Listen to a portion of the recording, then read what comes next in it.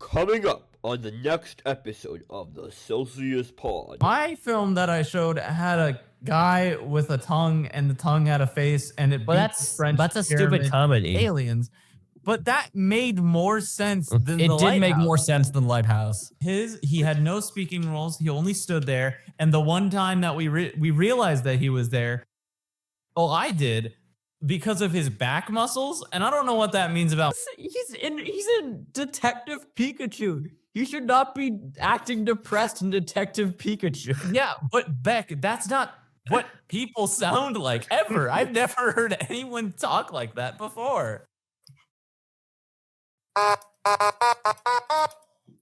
109. So what's the weather? We didn't do it last week, by the way, guys. Oh yeah, We never forget. actually, I think I did it and no one else did. Well, we're in the same area. We're all in the same location. So 51, where it's 51. We're all in the same area. It's 51 degrees. What's and- playing in the background? Lilo and Stitch, a classic. I can't movie. wait for the live action. THX.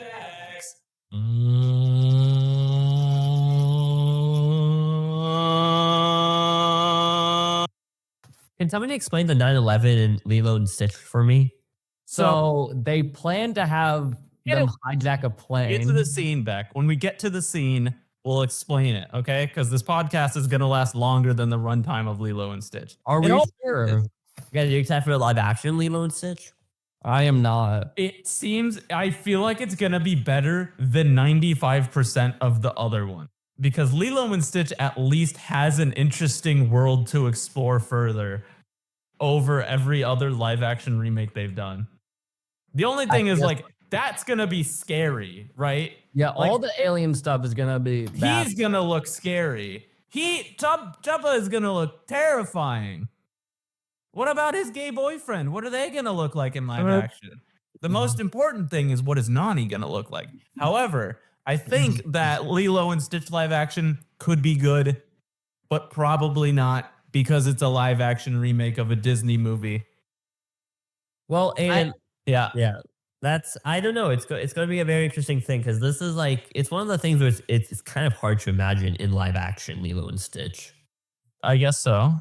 Yeah, because it's so I thought mostly that a lot of- fantastical. It's a lot of fantastical characters. Where the other ones, it's like a little bit easier to imagine where it would be. With Lilo and Stitch, it's way more, It is in out there. space. But also, you could watch Star Wars. Yeah. Ever think about that? Aiden, last week you didn't get to talk about Wallace and Gromit, I think. Yeah. So Are we yeah. going to You- allow so me you to can- talk about Wallace you and can Gromit talk. this You can week? talk about it now. No, I feel like Dang. Uri, can we get another review of Squid Game? I don't think you went in depth enough last episode. No! Okay, so guys, Like another the 20 minutes to frontman. recap I've it. been seeing too many frontman memes on Instagram and like Squid Game memes. It's over, Jihoon. I've only seen, I played these games Before. I said I've played these games I've before. seen that so much, and it's always funny. Beck, you watch dubs of everything though, so that's always how it sounds like for you. I know, My, and it's my great. dad is watching the show and he is doing it in the dub. So Well, all right. Are we ready to start? no. With me? No. First thing, first.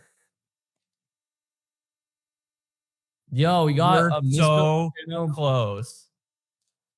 We have the goat here. We got something for Secret Santa. No, you To didn't. complete Yeah. If only.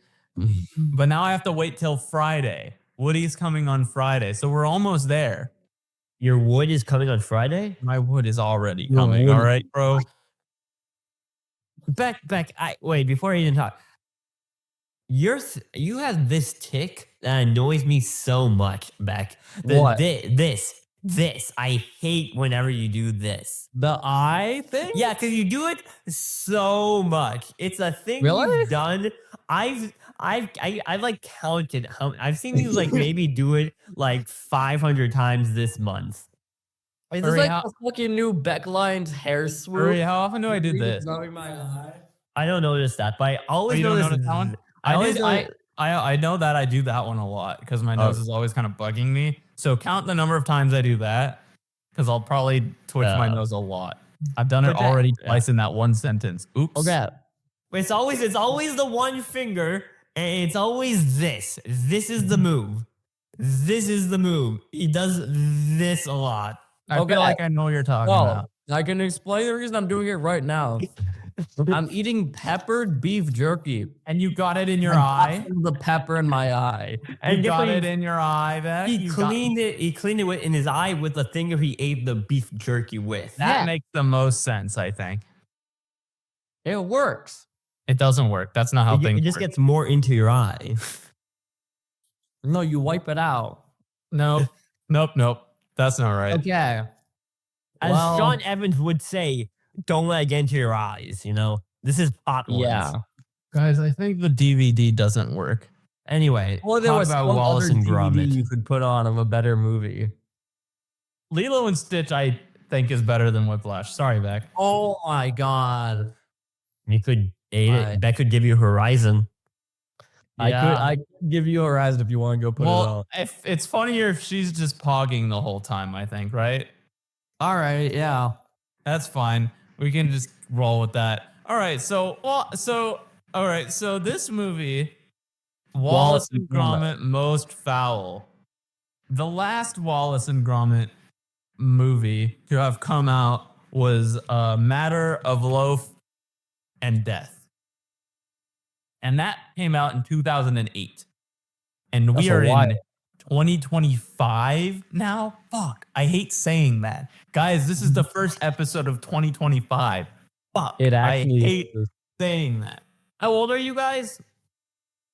I'm the still- same age as you. I don't know, Aiden. You're like your birthday's so. I'm so much older. Yeah. You know. You're 2 months. Yeah. 2 months. This guy's old. We gotta kick I'm him your off the elder. Yeah, I know. No. But doesn't yeah, get- this movie. Get the hip slang we're using. Yeah. So it's been how many fucking years since the last Wallace and Gromit movie? Mhm. It's been a long time. Aardman ran out of clay earlier last year. So like we were all afraid that nothing was ever going to come out. And then they got new clay. So it's like, great. And then they said they're making another Wallace and Gromit. Great. All great things. But I didn't want to wait until yesterday to have watched it.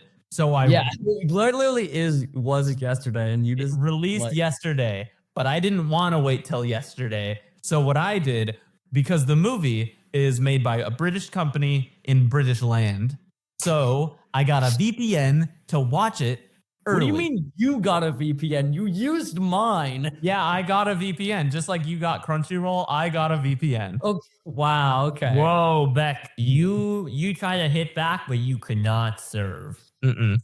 Okay. Yeah. I do use his Crunchyroll more than he's used my VPN. Yeah. Mm-hmm. I will just cancel it one day without telling you, and it'll be very funny. How much is Crunchyroll a month? I don't remember or care right now. I'll be And the honest. only reason you got it, the show got removed from, which was so Yeah, which is you very just funny. still The pay- Beck continues. Huh? Well, Beck Yeah, did that with I- the AMC Plus for Pantheon. yeah. That's true, but Beck continues to use Crunchyroll, I think. I'm kind of watching I'm watching Demon Slayer right now, and that's on Netflix. So I'm just watching it on that. Okay, I'm great. kind of not watching anything on Crunchyroll right now. All right, great. Anyway, Don't worry, you need it for next year when the next My Hero Academia season comes out. So anyway, I got the VPN to watch it early. I had to tell Google that I had a TV to license definitely. wait, tell the story. You had to like say that you had a TV license to So watch. so a TV license is a thing in Britain, I think, where you like need to have one to watch TV. Maybe? Yeah. Or What? to own a TV? I don't really know. But I was on like on whatever BBC website, and it asked me if I had a TV license, and I just said yes. And it Wait, you worked. don't even like check or anything. Yeah, No. it's like those things on like So line. weird. Are you Fraud. 18? Are you 18? Yes. And then it worked. So this movie, Wallace and Gromit: Vengeance Most Foul, is actually a sequel film believe it or not, a sequel to Wallace and Gromit, The Wrong Trousers, which is the best Wallace and Gromit film. I rewatched it a second time to refamiliarize myself with it. It's very good. Watched it. And then I watched Vengeance Most Foul. It starts off with a flashback scene of Wallace and Gromit calling the police to say that they've captured Feathers McGraw and the Blue Diamond. So that's all good. I should open Netflix because I'm kind of forgetting the plot because it's been 2 weeks because someone didn't let me talk about it. You need an in-depth, like go as in-depth as Uri and Nicola went for Squid Game. I will try to do that if I can. Nah, this is done in 3 minutes. It's not done in 3 minutes, bro. Okay, listen. So Wallace has way over-engineered his house. He has a thing that takes a bath for him. He has a thing that it wakes Gromit up now. Gromit used to just get up and then make coffee and then wake up Wallace with the button. Now it wakes up everything. It does everything. Guys, this movie is about over-reliance on technology in the year of 2024. So Wallace is doing all this shit and Gromit is like, wow, I missed when I used to be doing stuff for my master. And then Gromit's gardening. And then Wallace is like, gardening? The cheese, Gromit. Here's a gnome that'll garden for you. And the gnome sucks. Gromit hates the gnome. By the way, Gromit's the best character in all of fiction. Wallace is a sodding tic-tac. He sucks all the time, every time. But you love Wallace. He's great. So he makes the gnome, and everyone around the neighborhood is like, wow, what a cool gnome. And he's like, maybe we should monetize this very healthy candy home gnome thing. And then we cut to the police guy. The police guy from Curse of the Were-Rabbit. He's in this movie. Ain't that nifty? So he is talking to this new person. What is her name? It's a really weird name that I do not remember. OSHA. No, hold on. Let me Vecalina. What is her name? Hold on. Give me 1 second. I'm trying Beck, to. are you gonna marry a woman named Becalina? Probably not. I don't think that's a real name, Murray. I think you just made that up. I think Beck, you did make that would up. Would you marry a There's woman a named way easier name for that. A common Rebecca? woman's name is Becky. That could is name her a Rebecca. common woman's name. Yeah, you could just Beck, say. would are you marry gonna someone named Rebecca? Maybe. Yeah, sure. You could call yourself the Becks. You could do that in that scenario. And okay, her name is Mukherjee, I think. I don't know. It's a weird name. So she is Beck, a would very, you marry someone named Mukherjee? she's a very they're enthusiastic hot, then sure. She's a very enthusiastic police officer, but Macintosh is like, you're too excited. You got to trust your gut. No investigations. I got to prepare for the grand reopening of the Blue Diamond ceremony. You know, the diamond that Feathers McGraw stole? Remember that? And then Feathers McGraw, he's in prison.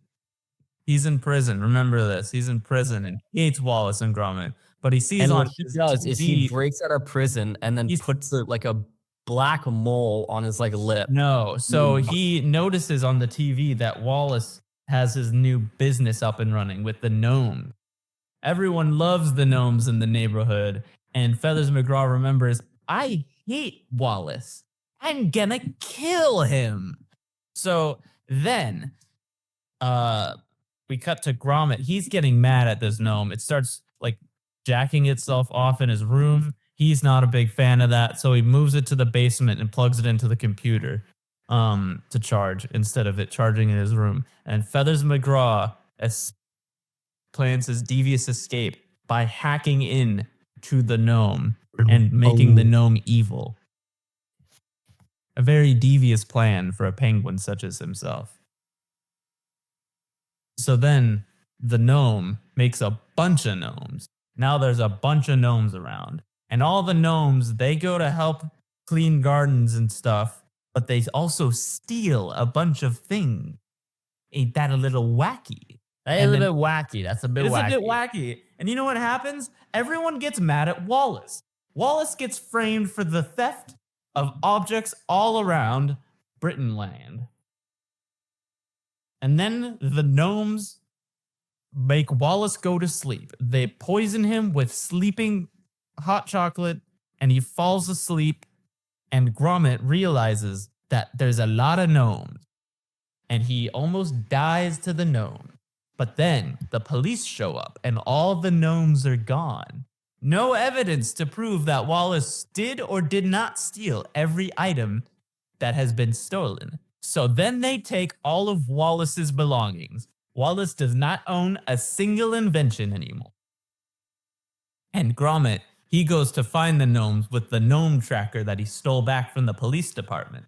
And guess what? The gnomes were actually in the sewer. All the items they stole, they made it into a submarine to go get Feathers McGraw. And now Feathers McGraw is out of prison.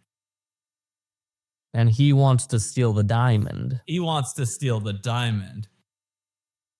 So naturally, everyone scurries on over to the museum. The police scurry on over to the museum and get the diamond before Feathers McGraw does.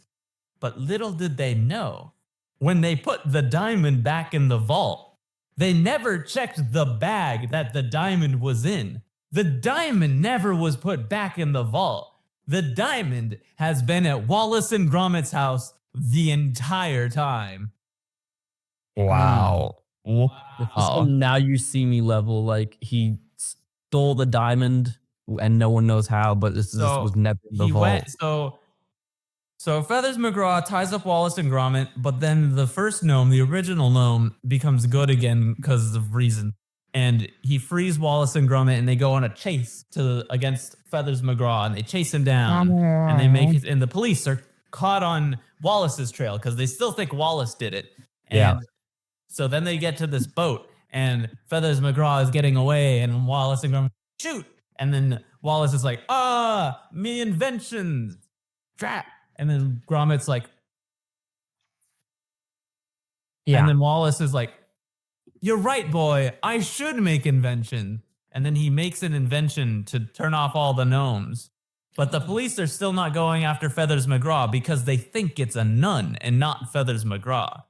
So Gromit gets on Feathers McGraw's boat and he grabs a diamond and we're on a seesaw. The boat's on a canal. He has the diamond. He's got to throw it to Feathers McGraw. Feathers McGraw was like, whoa! But Feathers McGraw turns against him and Gromit falls.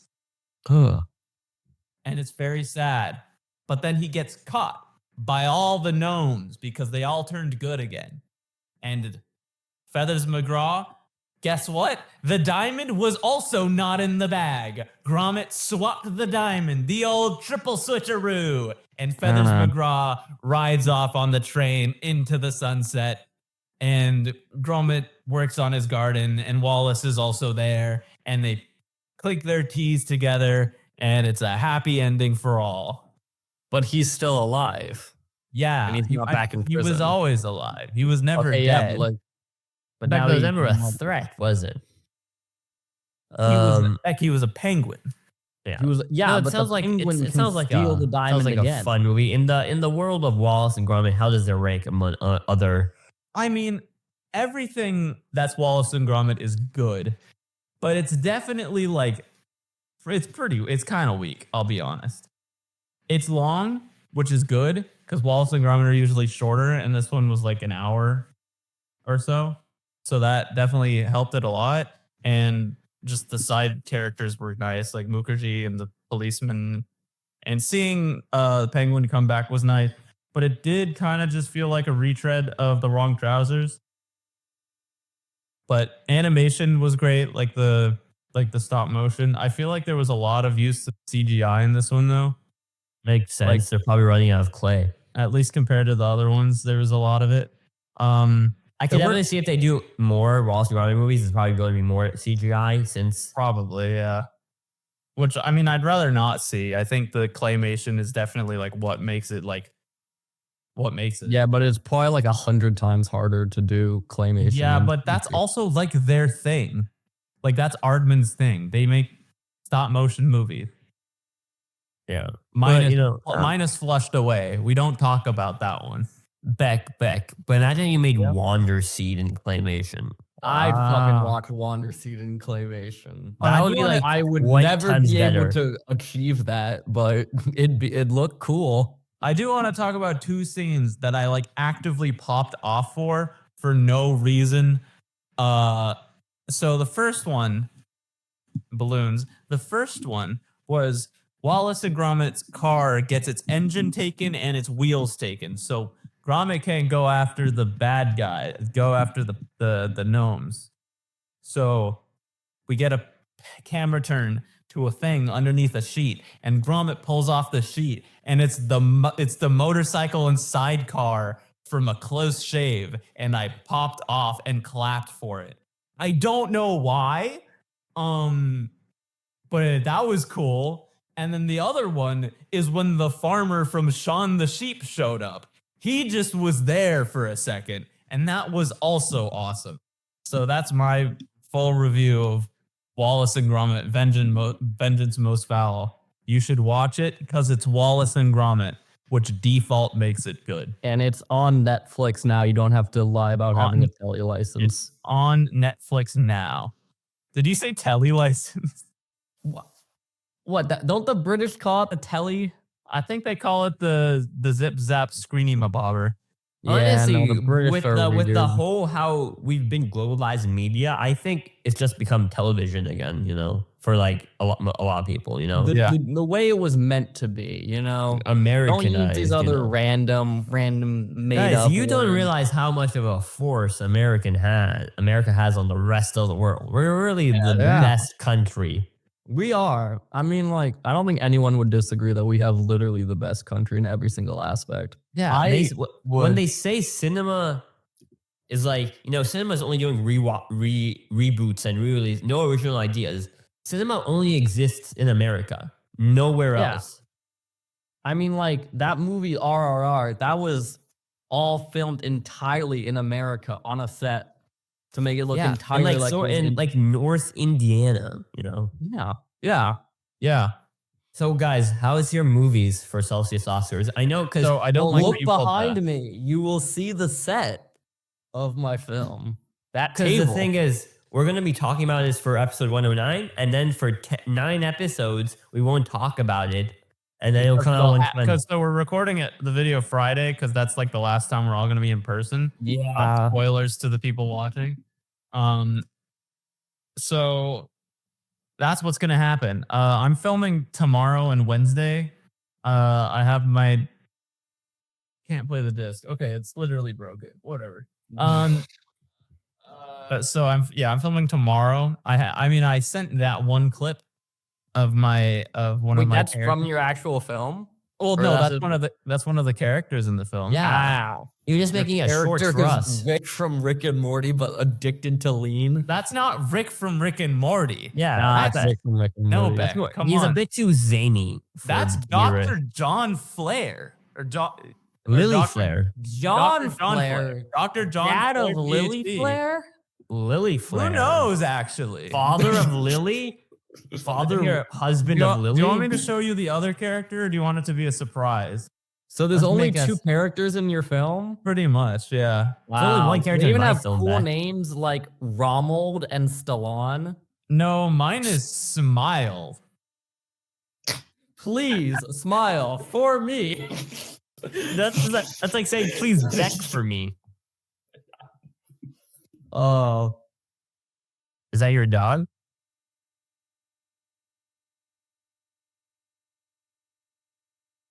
So this is the other character in the film. It's a dog puppet. Guys, yeah.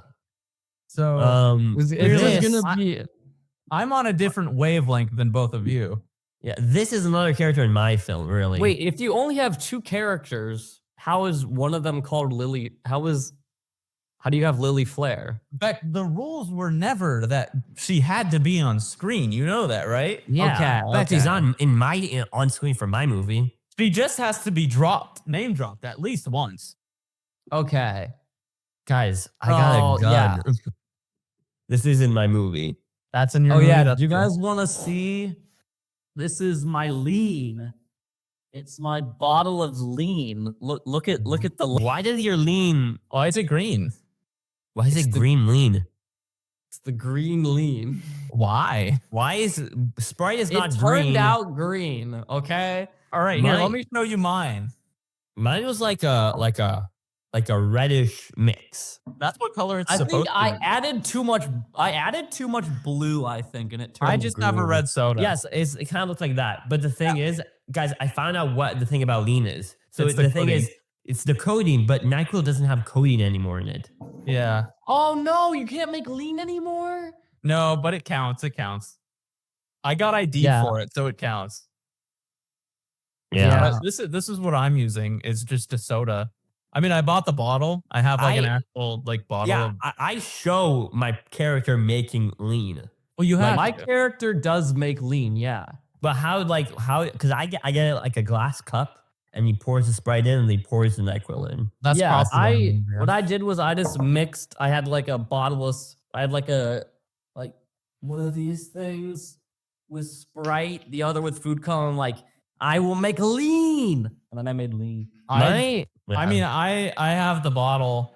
I'm just gonna dump out the cough syrup and pour this in. I have two bottles of this. Yeah, to I fill did it up. that. And then I'll Mine is like Yeah. supposed to be like a fantasy setting, so I didn't want to have like a random like dumb bottle of cough syrup, you know? I guess you could just Wait. remove the label. The bottle is pretty. Yes. It's pretty recognizable. Yeah. I just replaced it with cranberry juice for the real thing when I That's drink good. it. You guys drink your lean or no? Yes, I one of mean, my I'm filming characters tomorrow. does drink lean. Just thought the movie's like, I thought it was a fantasy. I'm editing it, and And you're right also now- drinking lean at the same time. I'm also Beck. Are you done filming?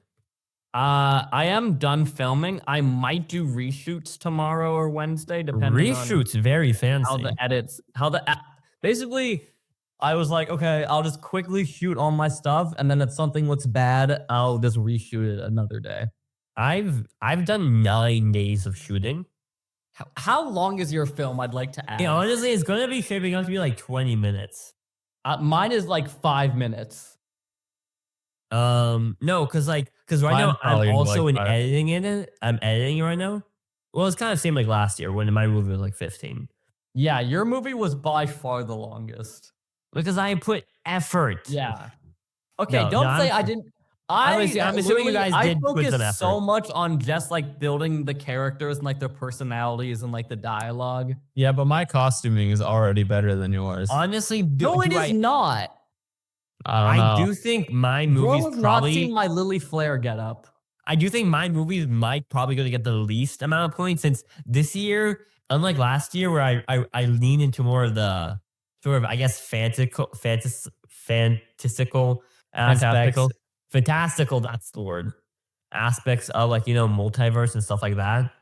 Yeah. This year it's a much more grounded take on You a also character. just had someone brutally kill a guy, so I wouldn't really call that like fantastic. You That know? was pretty fantastical, I think. I mean, like that. It's a murder. In a Yeah, pretty Uri big could way. never kill a guy. He's too Because weak. like that wrench would be very hard to kill someone with. It's so small. the 7/16 rank. Are you guys bringing back anything from your last one? Are you guys No. bringing back the 17? I am name dropping a character from a previous film. Is it Honestly, Ryan? Or Ryan? no. It's not Brian and Ryan, the dual police officers. Why not? Honestly, my It's movie not might the get house flack. people. My movie might get flack just for being a bit too boring. I think. Honestly, Nicola if you would know not your do film that. is boring, then why don't you change it? I don't know. I like it, but I think some others might find it boring. Like me. Yeah. Yeah. It's a much more. I call this movie a slow burn. Don't call it that.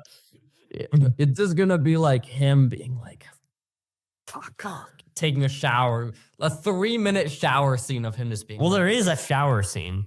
yeah, you told Oh. me about the shower scene, but I'm It's like, me it's like singing in the shower. Him singing in the shower. No, I'm having fun editing right now. I have the edits about 9 minutes.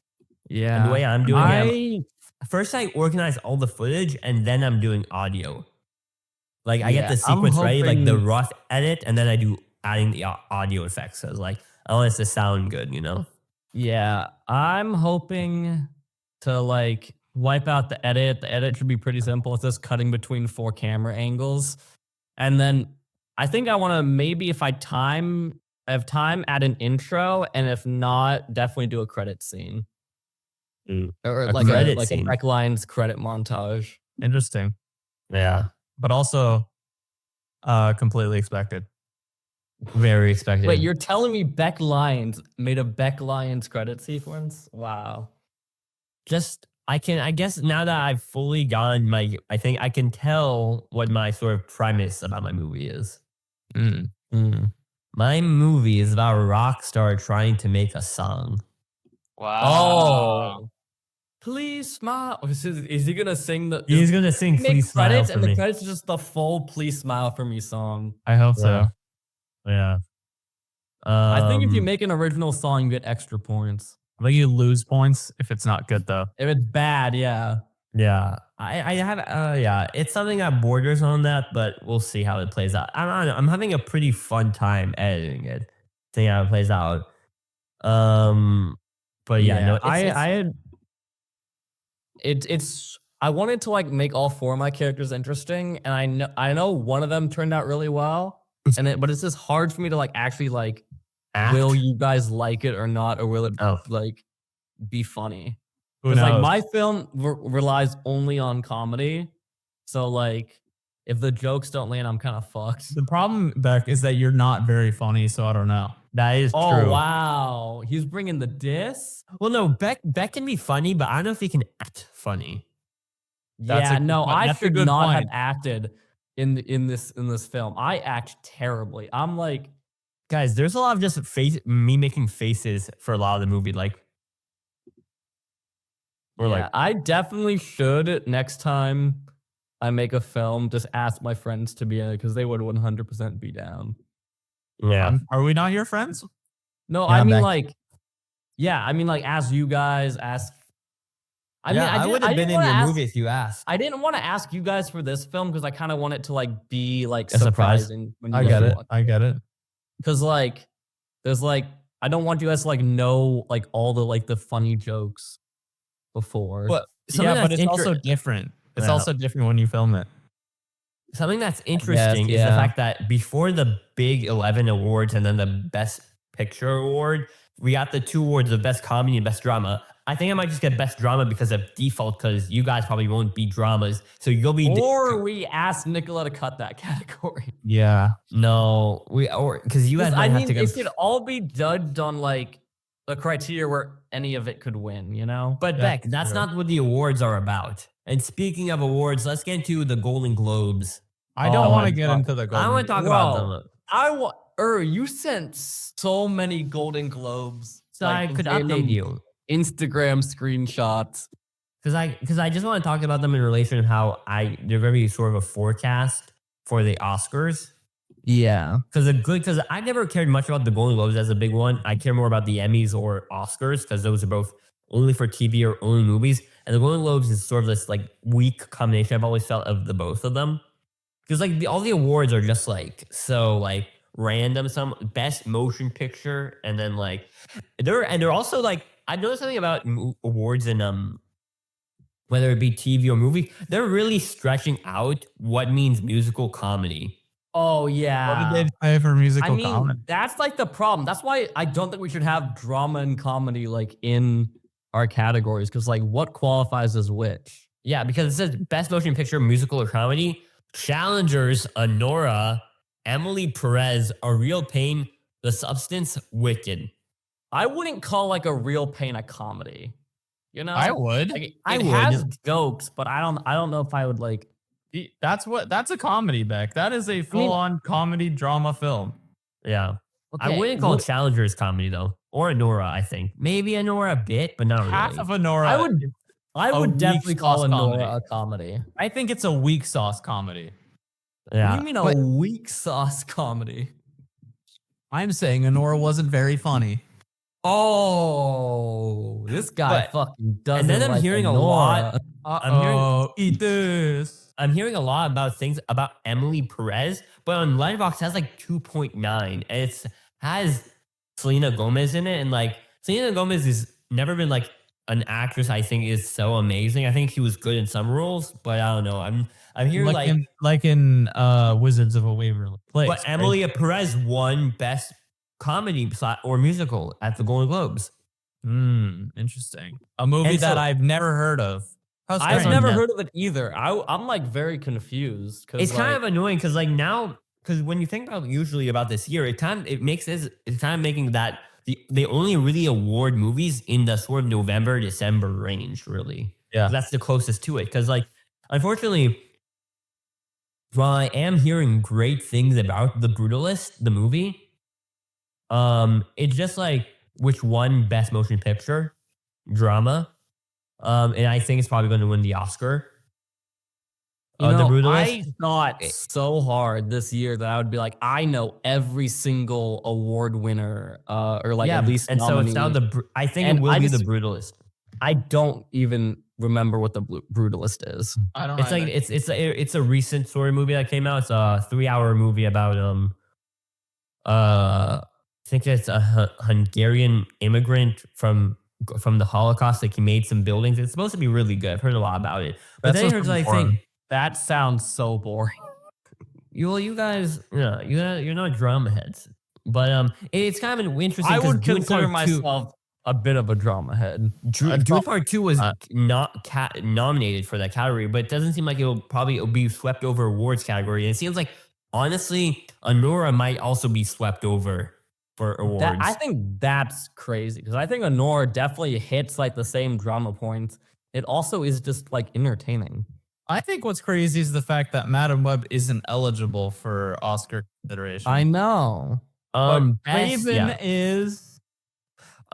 Best motion picture animated Flow. I didn't watch Flow. I watched Flow. I think it is kind of deserved. I don't know. I mean, it's definitely not my favorite animated film of the year, but Yeah, yours is I might have Inside been Out go like too. Moana 2 or something. Like it felt like this deserves like the chance to win, you know? Cinematic box office achievement, Wicked. That's fair. What does I that think- mean? It Like, it means won a whatever lot. made like the most money. Yeah. It literally didn't. It made a lot of money. And what the fuck are you talking about? But like, what about It was like they What about wanted to give Wicked an award. what about I think. Deadpool and Wolverine, the That highest was grossing R-rated movie of all nominated. time? That was nominated. What yeah. about Inside Out 2, the Inside highest Out grossing 2 animated was the movie highest of all time? grossing film of the year. Animated movie of all time. Those are both very impressive feats. I feel like they should win that award for that thing. Yeah. That is Um, related This to guy that. hates Inside Out too. And so now I think we got a good forecast of how I think, because it's usually the SAG Awards and the Golden Globes that sort of determine the Oscars. So I'm pretty sure Best Actor, Best Performance in a Drama, it was in the Golden Globes, but in the Oscars it was just the Best Actor. Adrian Brody for The Brutalist. Something that is really interesting that I did not expect this at all. Demi Moore winning for The Substance, pretty good. I think I definitely deserved, you know? And I so feel it seems like that maybe we got some motion for what she's going to win for Best Actress, but I do think she'll probably be triumphed by the Best Drama Actress award, because in the Oscars it's just Best Actress, but for Golden Globes they sort of separated. That's how Paul Giamatti won for The Holdovers, but Cillian Murphy also won for Oppenheimer in the Golden Globes, where in the Oscars it was just Cillian who won. Yeah. And so, but something I really like that for Best Actor in a Comedy, Sebastian Stan won, not for Apprentice, but for A Different another- Man, which I really liked. A Different Man. A Different Man was a good movie, so that's a good award. He beat Jesse Plemons for Kinds of Kindness, so it makes me think that honestly maybe Sebastian Stan or Adrian Brody are going to win for the Oscar. So Jesse Plemons might have been swept over for this round. Oh. Something that's really cool, I think, this year. Were there any Megapolis nominees No. and anything? Okay, good.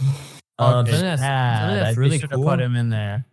This actually marks 2 years in a row now that Kieran Culkin has won a Golden Globe. He won last year for the final season of Succession, and this year for A Real Pain. So he's a 2 year in a row Golden Globe winner. And I think it kind of I think it's pretty much confirmed that he's probably going to win the Oscar for A Real Pain.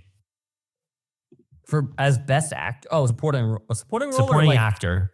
supporting actor. Mm-hmm. I don't think he was like really the supporting actor in that. He was. It felt like he was more the main character. Jesse Eisenberg was the main character. I guess, in like some sense of the word, but like, I don't know. It felt. I don't like remember a lot of like what Jesse Eisenberg did in the movie, but I remember all this stuff. Well, yeah, because he did such a good performance. Okay, yeah. Best director, I think it's going to be the same guy from last year. It's not. It was Sean Baker was nominated for a Nora, but it's going to be Brady Corbet for The Brutalist, because The Brutalist is just like, I'm going to have to see this movie just to know what's going on in the Oscars. Yeah, if it's winning this many awards, I think I should probably watch it. Is it on anything? Aiden is going to hit this best original score. Trent Reznor and Atticus Ross for Challengers. Though it did have a good score. Bro loves that one song from Challengers that goes. You mean the one song from Challengers? It was a good one song. No, a good one song is the Bellatra theme. All right, bro. Best television drama. I never got to see a show, but I really wanted to because I heard it got really good reviews. Shogun, though. Oh yeah, Shogun. It felt like it was gonna be like Yellowstone and just be insanely slow. Dude, Yellowstone's never been nominated because it's okay.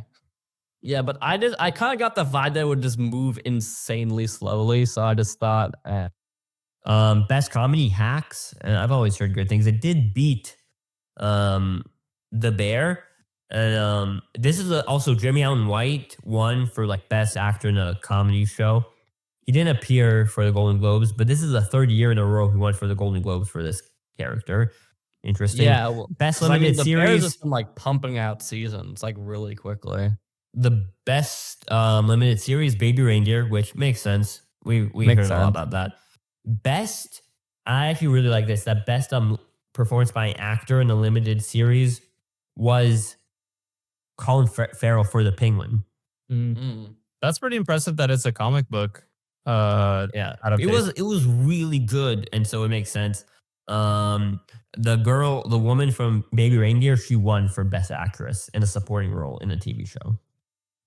That's good. So yeah, all like pretty even. So I think we know kind of generally how the Oscars are gonna go. Like definitely a lot of Brutalist, I'm gonna presume.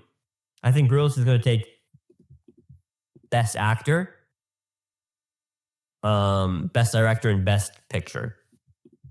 Do we have a date for the Oscars yet? No. And then I think Kieran Culkin is probably a lock-in for supporting actor. Yeah. And but it's probably gonna be for best actress. There is this movie that came out. She won drama. I'm Still Here. I haven't heard about this movie, but Fernanda Torres won. So yeah, I have not heard of that movie. This? I feel like I saw a trailer for this and thought it was super boring. The Wikipedia page started in Portuguese? Oh no. No, what the fuck? Anyway, but so that's the Golden Globes. Just something I want to talk about really quickly. Yeah. Let's see what's next. Somebody have a movie you want to talk about? I want to talk about something that I caught up on. Yeah. Because we're gonna do our 2024 ranking next week. That'll be a video to come out. So I'm trying to catch up on some shows that I started watching and didn't finish from this year. You watched Gentry Chow finally? No, I don't think I'm going to. Finally? No, I finished Futurama. Oh my god! I finished the most recent season of Futurama, which I had forgotten came out. I didn't finish it. I for the first half of the season, I did an episode by episode breakdown on TikTok. Yeah. But now for this new season, I just like after the first two, I just stopped. Yeah.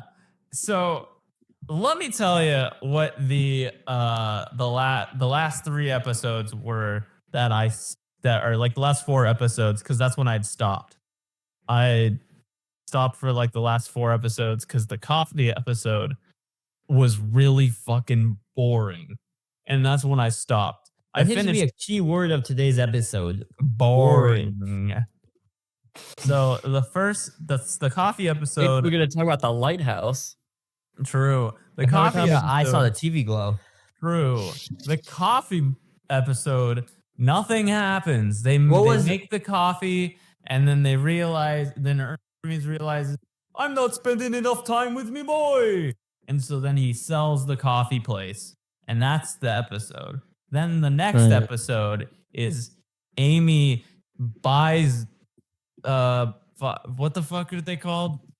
What are the plushes that people buy? Beanie Babies. Amy gets into Beanie Babies, but the Beanie Babies are actually evil aliens. And then they stop them. So This then sounds so bad. that's that episode. The next episode is an anthology episode. The first anthology is the Hardy Boys or something, and then the next one is Tintin, and then the last one I don't remember, but I remember that Neil deGrasse Tyson was there, and he was the one that was putting the flaming dog poop on the doorsteps. What? That was a terrible penultimate season episode. That was the penultimate episode? Yeah. And would you believe me if I told you the season finale was Meanwhile again? No way. What's the point of having another season finale like that if they're going to continue like for 2 more seasons? You know one of the greatest finales in TV show history? What if they did I do know the again? greatest finale So in basically, history. they bust the fuck out of the ship, and so they take it to a spaceship graveyard that like borders on the metaverse, the whatever verse, the multiverse, and Fry falls in it, and everyone has to go save him. And then after that event, Fry has like flashbacks of Meanwhile, because remember at the end they like Fry and Leela agreed to go back and lose the memory of what they had experienced to go like take it around again. Yeah, And so it's a Fry perfect is, ending like- so you could watch the show again, you know? Yeah, so Fry is like, oh, I'm having these flashbacks of this thing happening. And then he's like, you know what? With our brush of death, I'm gonna ask Leela to marry me. Remember from Meanwhile? So then they go to the Vampire State Building and they Again? Yes! I'm not joking, it's literally Meanwhile! And so then Fry is there and he's like, no, we did I played this game before! I've played these games before. And Fry also sees like an invisible ghost ship, and so they're trying to figure out what the ghost ship is. And then the flying Nimbus is all Zap Brannigan is like, oh, there's a flying ghost ship. Let's go kill it, Kith. And then they try to go kill it, but then Leela and Bender and Fry shoot it down, and then they get shot down by another ghost ship. And guess what? That ghost ship is actually the real Planet Express crew that was in the multiverse thing the entire time. And then they kiss, and that's the end of the season, and it was bad. Oh my god. Wait, And the fact that me it's And the bad? fact that was one of the better episodes of the season. like just kind of really sad. It's just so sad how terrible it got. It's like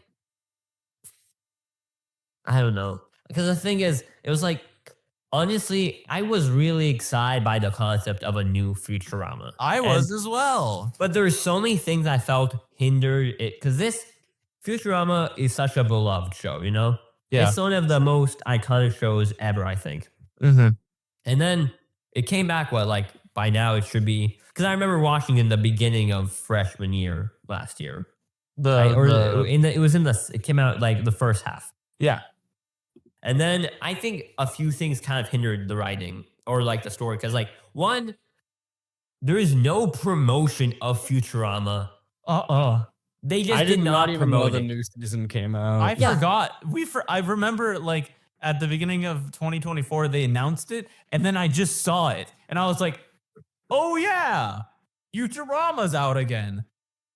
And then And, I like, started watching it, and then I just forgot that it existed because like no one else was talking about it.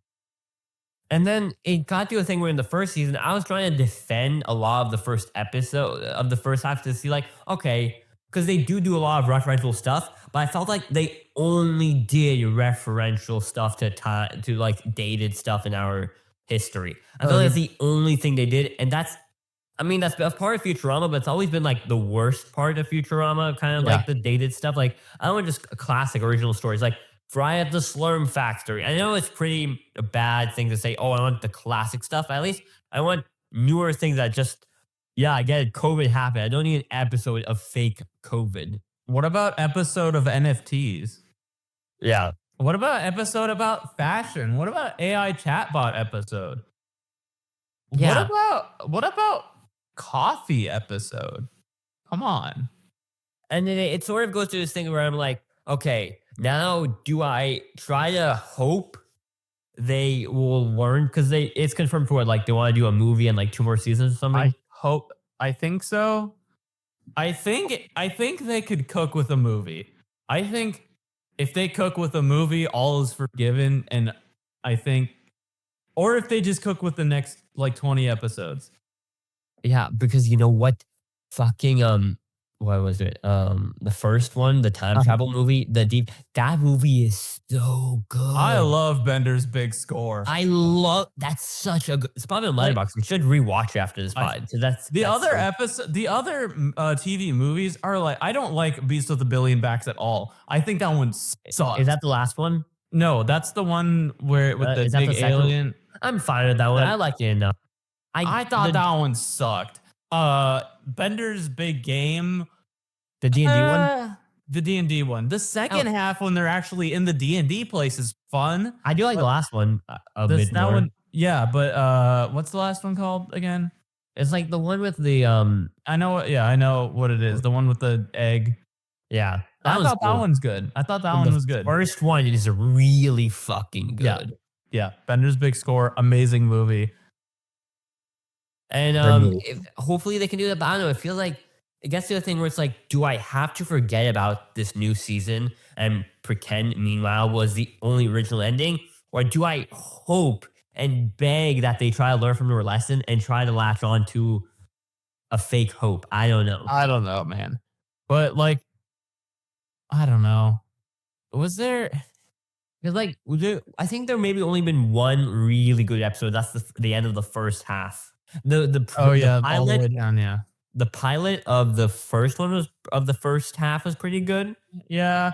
I think also a problem is they keep not doing Fry, Leela, and Bender stories. Like that's like the core group. Let's go through all 20 episodes and see if there's a Fry, Leela, Bender story. First one, nope. Second one, nope. Third one, nope. Fourth one, nope. Fifth one, yes, that's the Mamazon one, but that one's also bad. The next one is a Zoidberg Bender one, so that one's pretty cool.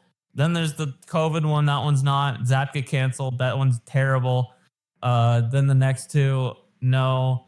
Well, I guess all the way down is Bender's, and then there's like a main pot, and then Leela side episode. There's an episode of the new season that just makes no sense. It's like the one where it's like there's multiple stories, like in the first half, I think. Yeah, the car and the duck and the whatever one. That one's terrible. And then season 12. Let's see, any Fry, Leela, Bender stories? None at all. That's really sad because two things. Fry, Bender, Leela, that's like the main of the show. Yeah. Also, and then they don't even do like Fry and Leela all that much. No. Because they keep it like, why do you need to propose to Leela again? You had like, I don't know, we saw 200 years of you being with Leela in the end of the original show, right? Yeah. I don't know, man. Why can't they just be a married couple? Why don't they introduce a child storyline or something? No, we do not. I don't want more children, dude. Amy and Kif's children are in like half the goddamn episodes. Really? I hate those kids. Yeah. Like, you know how whenever like Qbert shows up and you're like, God damn it, it's like that. Yeah. And we thought them bringing back that storyline was going to be so good because it was exactly 20 years, Yeah. But it wasn't. It was just bad. It's just shit. And I you don't know know. what? You know what made it all the worse is when What? on New Year's we watched the pilot episode. We So did. good. On New Year's we did our watch through of New Year's episodes. We weren't really paying attention this time, so I don't really want to go in depth about it. Yeah. Okay, but I think if we were to pick the best one, it would It's have to be Futurama. How I Met Your Mother. It's Futurama. It's How I Met Your Mother. It's Well, not. yeah, It's not. I think your mother was a good Die one. on the hill. was a at How good I Met Your one. Mother. But Futurama is the best one, I think. And seeing the Because pilot, the whole after premise seeing- comes from New Year's Yeah. Futurama. Does Futurama play Shot Through the Heart 8 times in the episode? I No. didn't. Why do you like this song so much? Because it was really funny how It they was just really kept funny playing every it. time. But I don't know. Futurama is good, except for when it's not, and that's what I wanted to say.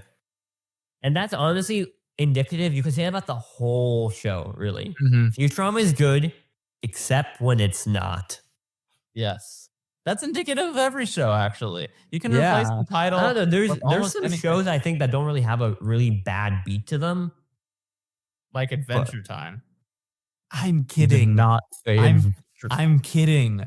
Web Weirdos sucks. I don't think there's a few shows like I don't think BoJack Horseman really has a bad beat to it. I think there's some missteps some along the way, but I don't think there's like a really bad beat that I didn't like that they took, or some other shows. But yeah, Yeah. but Futurama, there's been a few bad beats. Yeah. So maybe, but it's not the most worst thing.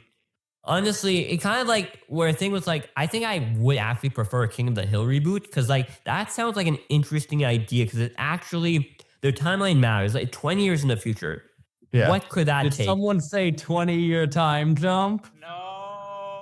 No, because that's not the ending of the show. That's the premise of the show. That's later. It's My point still stands. It's 'Cause the thing literally is- doesn't. 'cause It's the literally thing- different. There in King of the Hill, there was no real like solid final meanwhile episode. Well, King of Futurama, that was a good ending to end on. You could have Yeah. just ended the show. It kind of just begs the question: when is it okay to end a show? Yeah. When they get canceled. I And think when the creator decides. when the creator decides is the right choice. But the thing is, something like BoJack Horseman, it was canceled, but the creator also managed to find a way to get the last season to end in a natural way. Yeah. And so, because sometimes I think still think it creators be can be a creative. little unwieldy, like they don't want to let their thing end, even though when it did get past the prime. I mean, that's why I think like if you're making a show, you should know exactly how many episodes you want to make before going into it. Yeah. And then yeah. say, hey, network, I want to make this many episodes. Can I make this many episodes? And then you Yeah. make that many episodes. I think a counter to that, though, It does sometimes feel annoying, like when shows are like, I have this 2-season story to tell, and then Netflix is like, okay, we're gonna give you 1 season, so they have to stuff 2 seasons worth of content into one. Well, then just like don't go to Netflix. Okay, Netflix but I is feel like not. It's not so very hard to get generous. multiple seasons greenlit in like currently. Yeah. I'm sorry, Aiden. It sounds like there's a problem with how TV shows are handled now.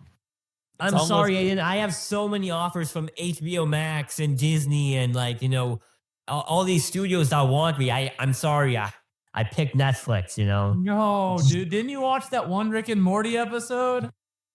But something I think a counter to I your argument wish it about was. like I picking so wish it was. Life was having like an that. amount of Stop. episodes for how much you want to make it. Because I think an interesting part of the writing process is that sometimes when you write it, your writing goes in directions you didn't think would go on, which is Yeah. something good because like then the story can evolve and like your characters can evolve with your writing and then it could evolve. You need more episodes to tell the story. And so I something I'm good at think is like have a concurrent maybe amount of episodes and maybe have like sort of a soft finale to end how much you have a run. But then if you do see a good response to the show and good connection with the network or streaming service, then you could see how your show can evolve. It's a good idea to have like a soft finale. I think a really good example of that was The Ghost and Molly McGee's. I thought that was like good. That's what I was going to say. The structured thing, but they literally had the whole finale planned out. So when they were canceled, they could end the story on their terms. Something that's I think is not a good version of this is How I Met Your Mother, because like the finale is claimed as one of the worst finales of television history. And they had the plan from the beginning of who the mother is going to be. And that kind of like felt bad because by the time we knew who the mother was, people really liked the mother. But guess what? They killed her off in the finale and he dated fucking Robin again. Dang. Oh, wow. And so that's a problem. It's also Rings of Power. Nobody gave a single shit about Rings of Power season 2. I did not hear a single thing about it. And that came out. No. And because season 1 was because like you heard big Lord of the Rings stuff, but season 2, because season 1 was so bad, nobody wanted to watch season 2.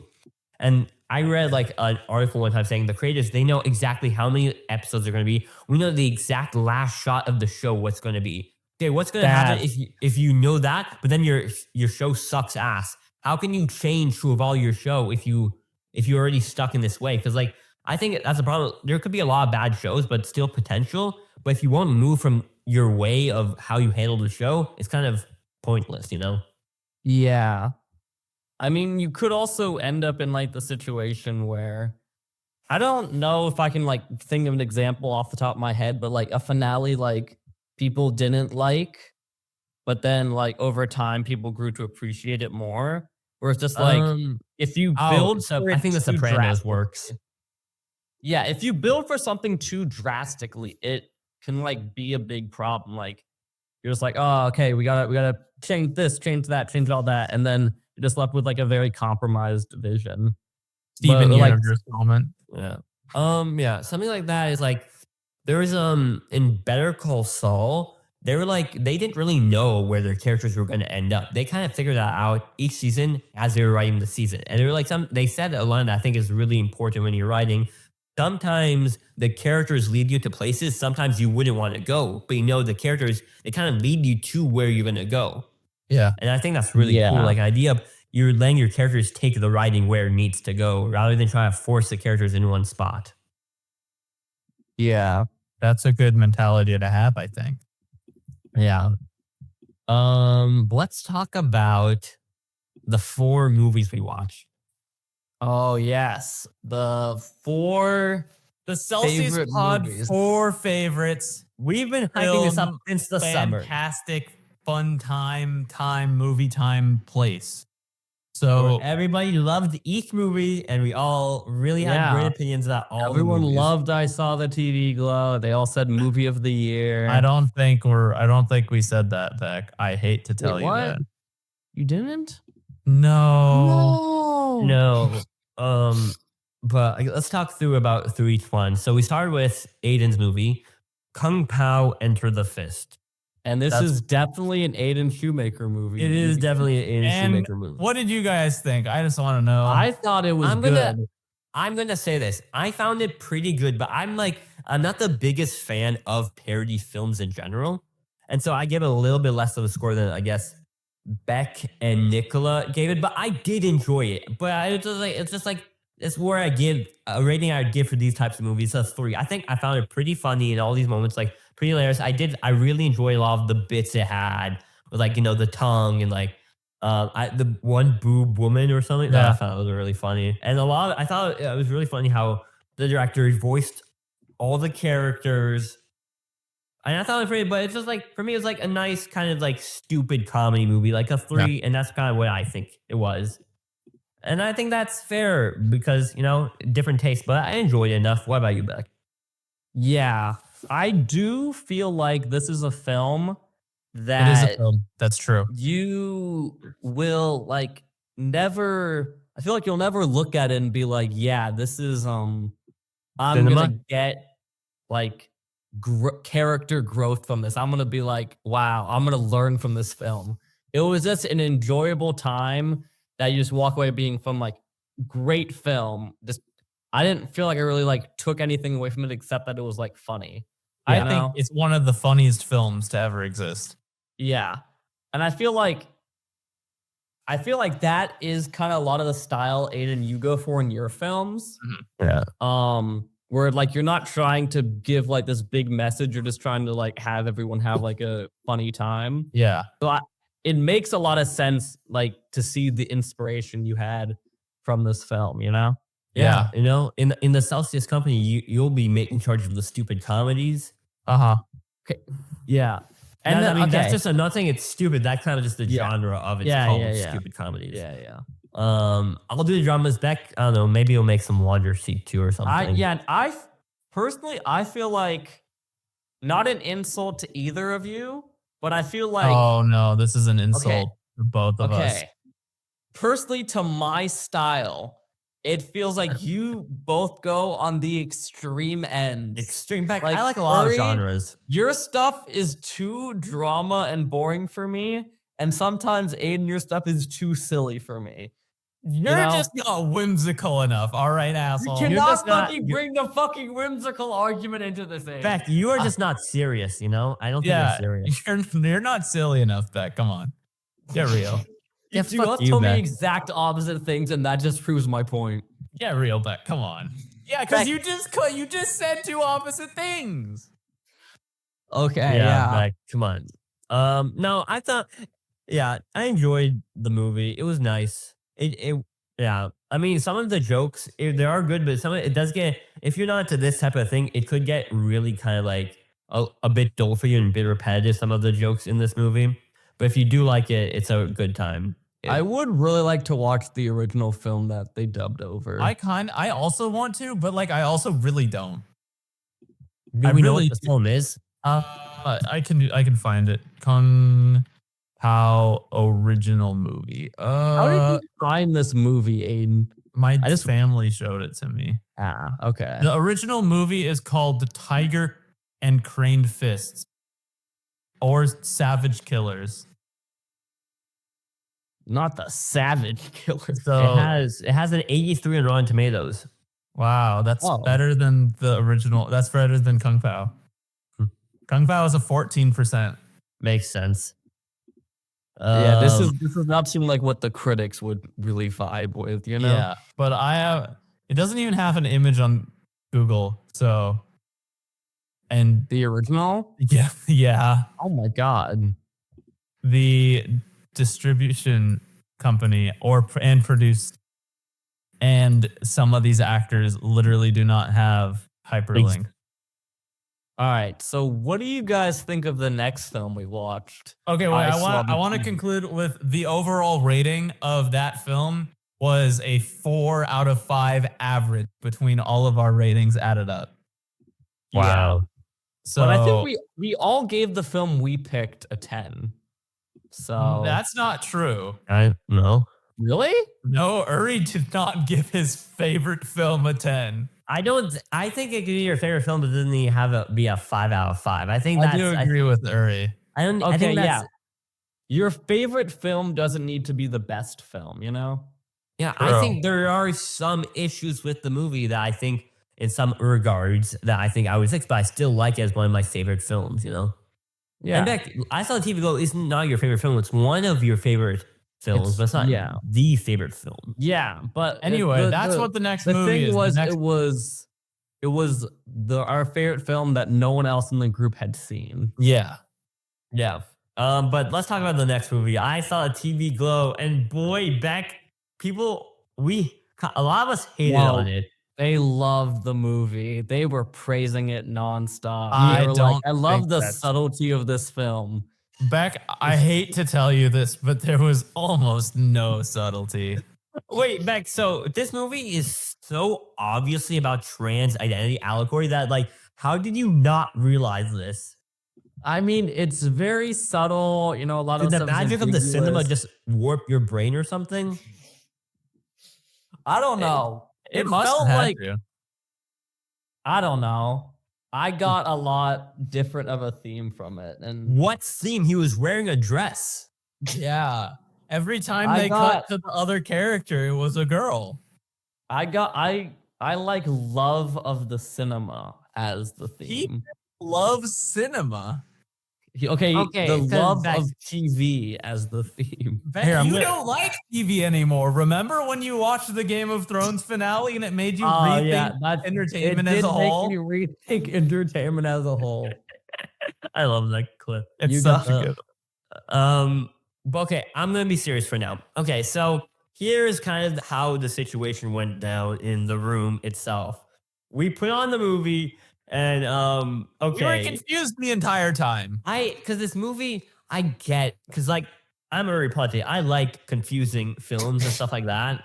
But this movie was like too confusing about a simple message for me. Like that you're just doing all this extra bullshit to get this point across. Where I get the point, I don't get all this other stuff. And I thought it was.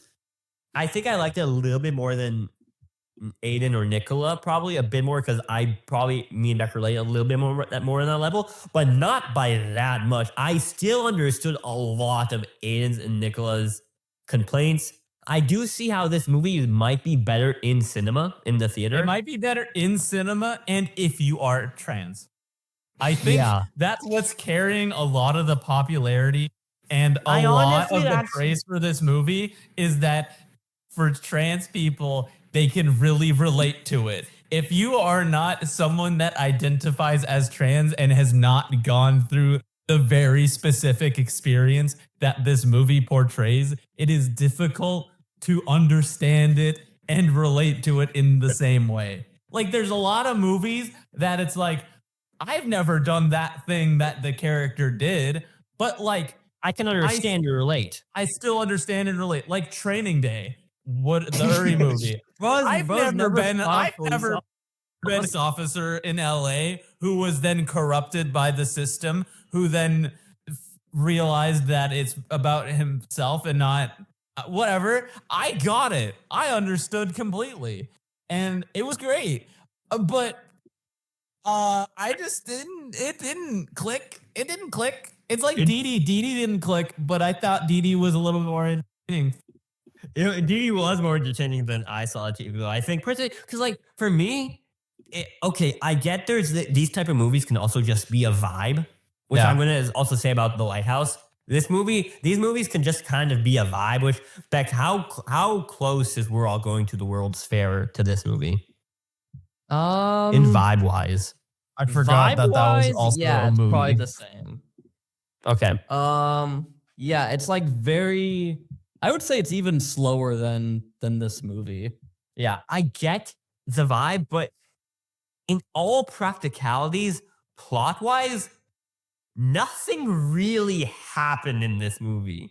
Yeah. Maybe because like there was like maybe like 5 scenes that happened. I think. They watched the TV, then she ran away, then she came back and said, "Hey, are you trans yet?"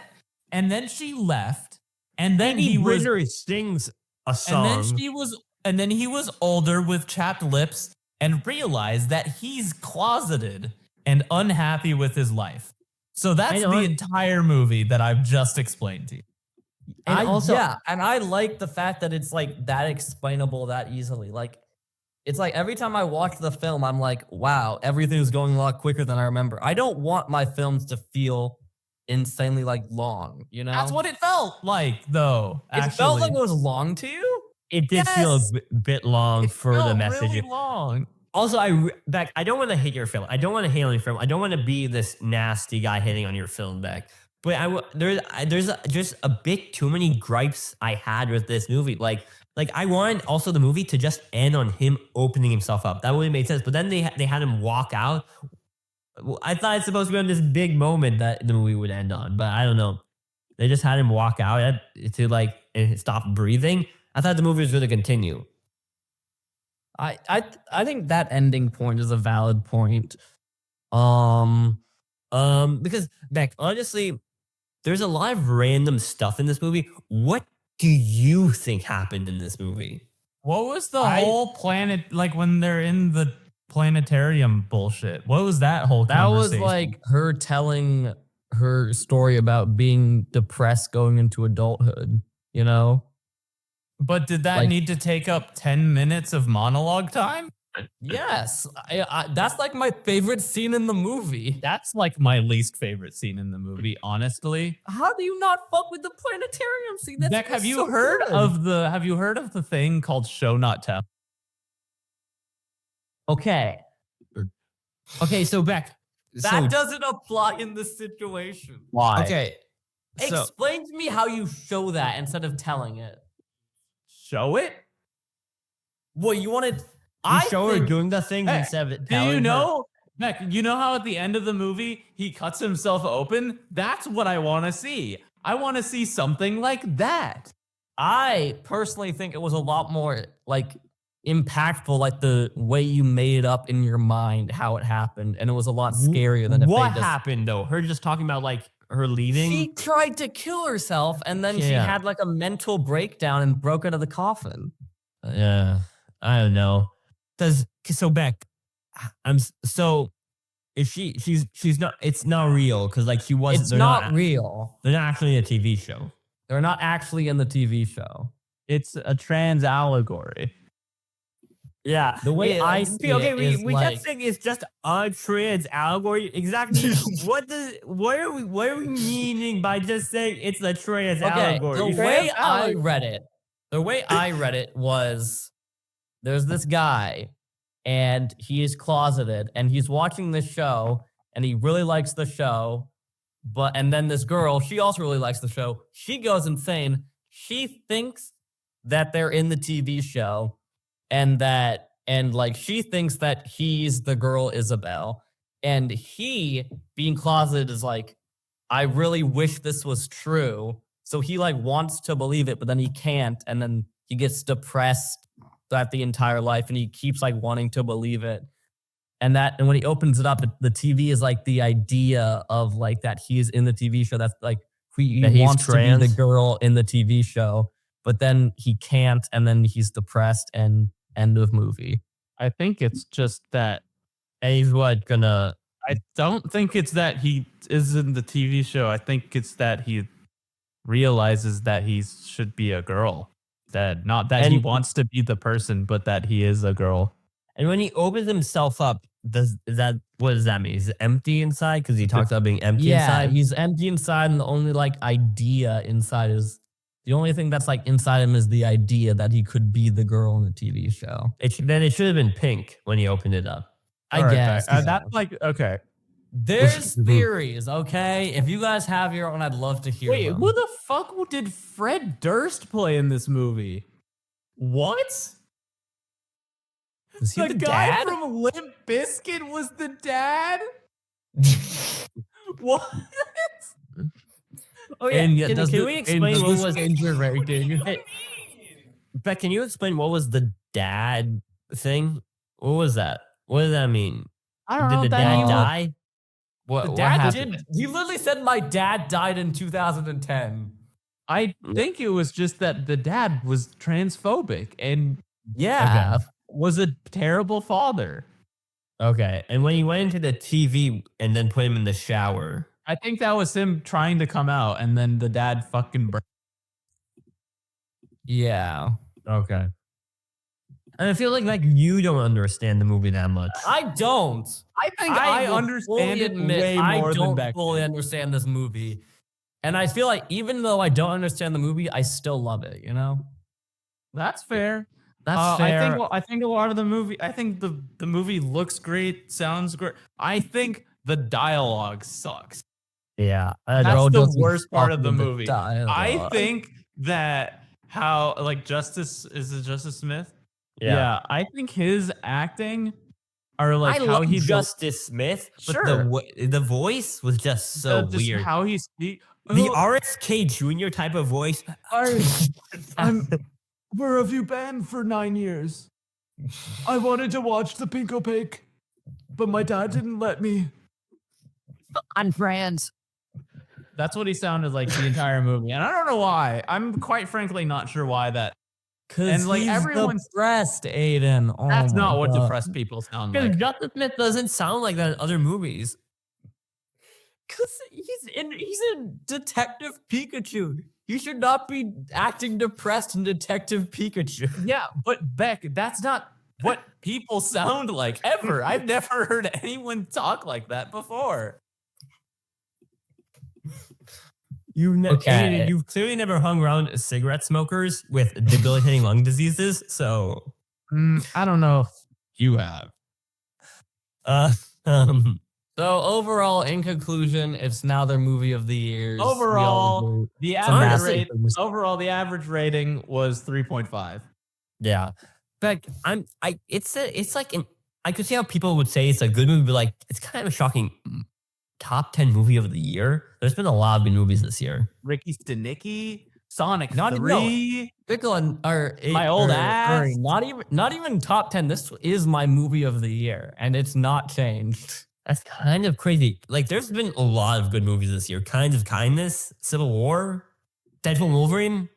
I still love Honora. Honora is way better than this, I think. It's literally not. I think they're about all these. I feel like all these art films, in my opinion, all reside on the same level of I appreciate it a lot, but I found it boring as shit.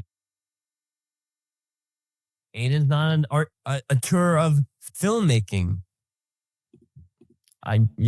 Whoops. Sorry. Whoops.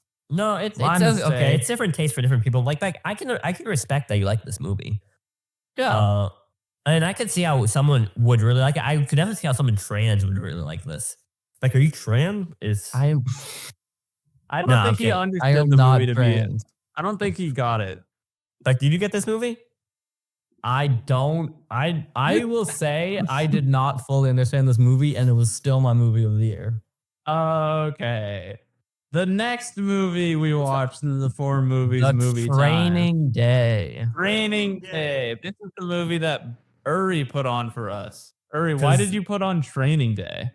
Okay, so I think I watched the first time Training Day like maybe 4 years ago. Yeah. Yeah, and I've always I know it's not the biggest like smartest I guess crime thriller, but I'm a really guy who likes crime dramas. I think that's probably one of my favorite genres. I think there's a lot of genres I really like sitcom, animated sitcom, like just drama in general. But crime drama is a really big drama of mine because I love all these shows like Breaking Bad, stuff like that. And but this I always thought this was a really good movie, and because I think Denzel is such an amazing actor that this is probably my favorite role. So of his. good he won a Medal of Freedom. Yeah. I mean, I still think his best role was in Game Night, but to each their own. But he's just so captivating in this role for me.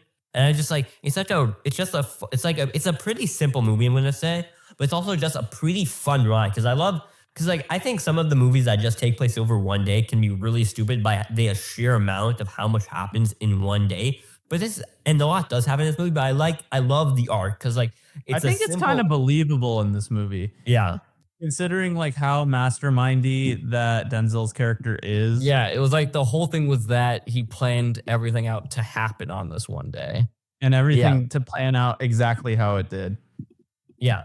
And so it's just always been kind of a movie I've always come back to because I would say it's a 10 out of 10. I give it a little bit less than that because I do think there is some issues like the first half you can see it as kind of a bit boring. I think that's the only thing that brought it down for me is that the first half is slow. It's slow. It does kind of set up the later half, but I would admit it is a bit slow. Some of the scenes are okay, but I think there's a lot of just also pretty funny moments in the movie. I found just the way Denzel kind of talks sometimes, you want to go jail or you want to go home or something like that, Yeah.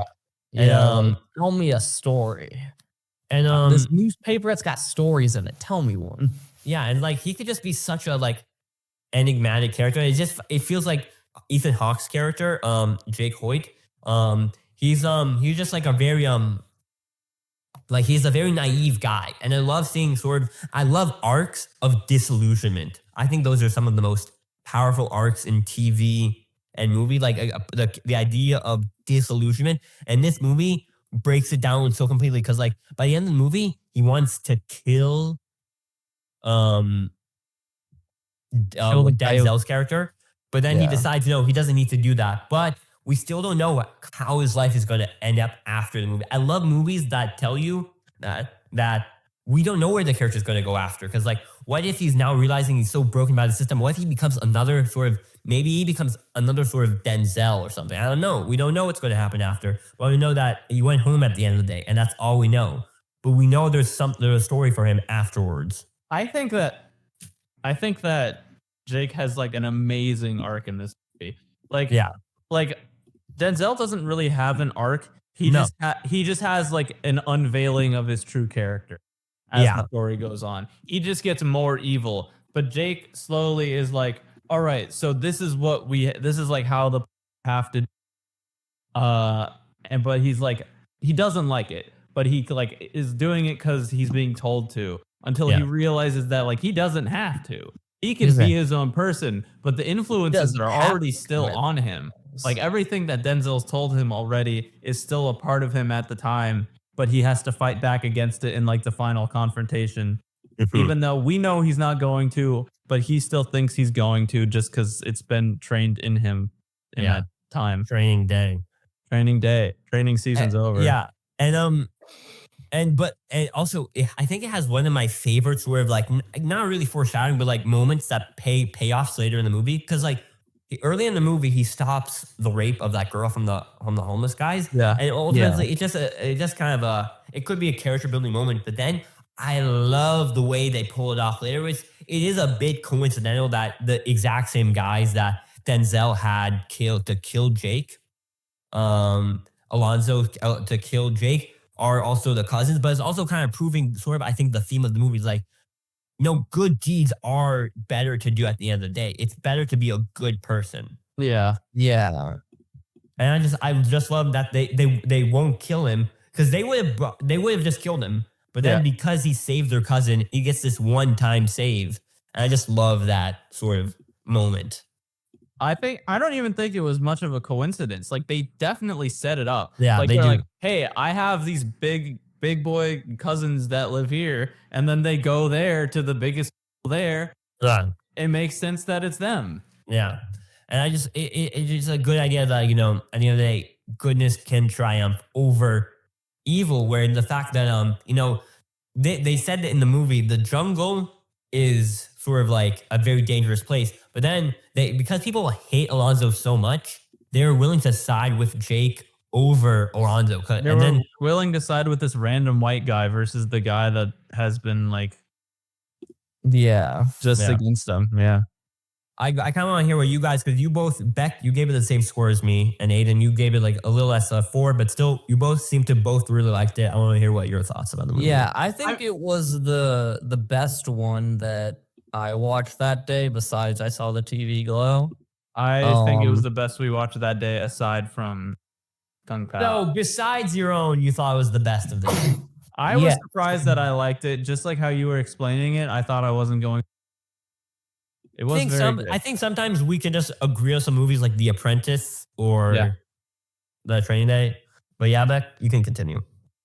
Yeah, I feel like Uri kind of covered all the points, really. I mean, good film, crime drama. I felt like I wasn't really like vibing with it for the first part, but then it came back in like the second half. Yeah, the first half is just very slow, and I didn't enjoy a lot of it.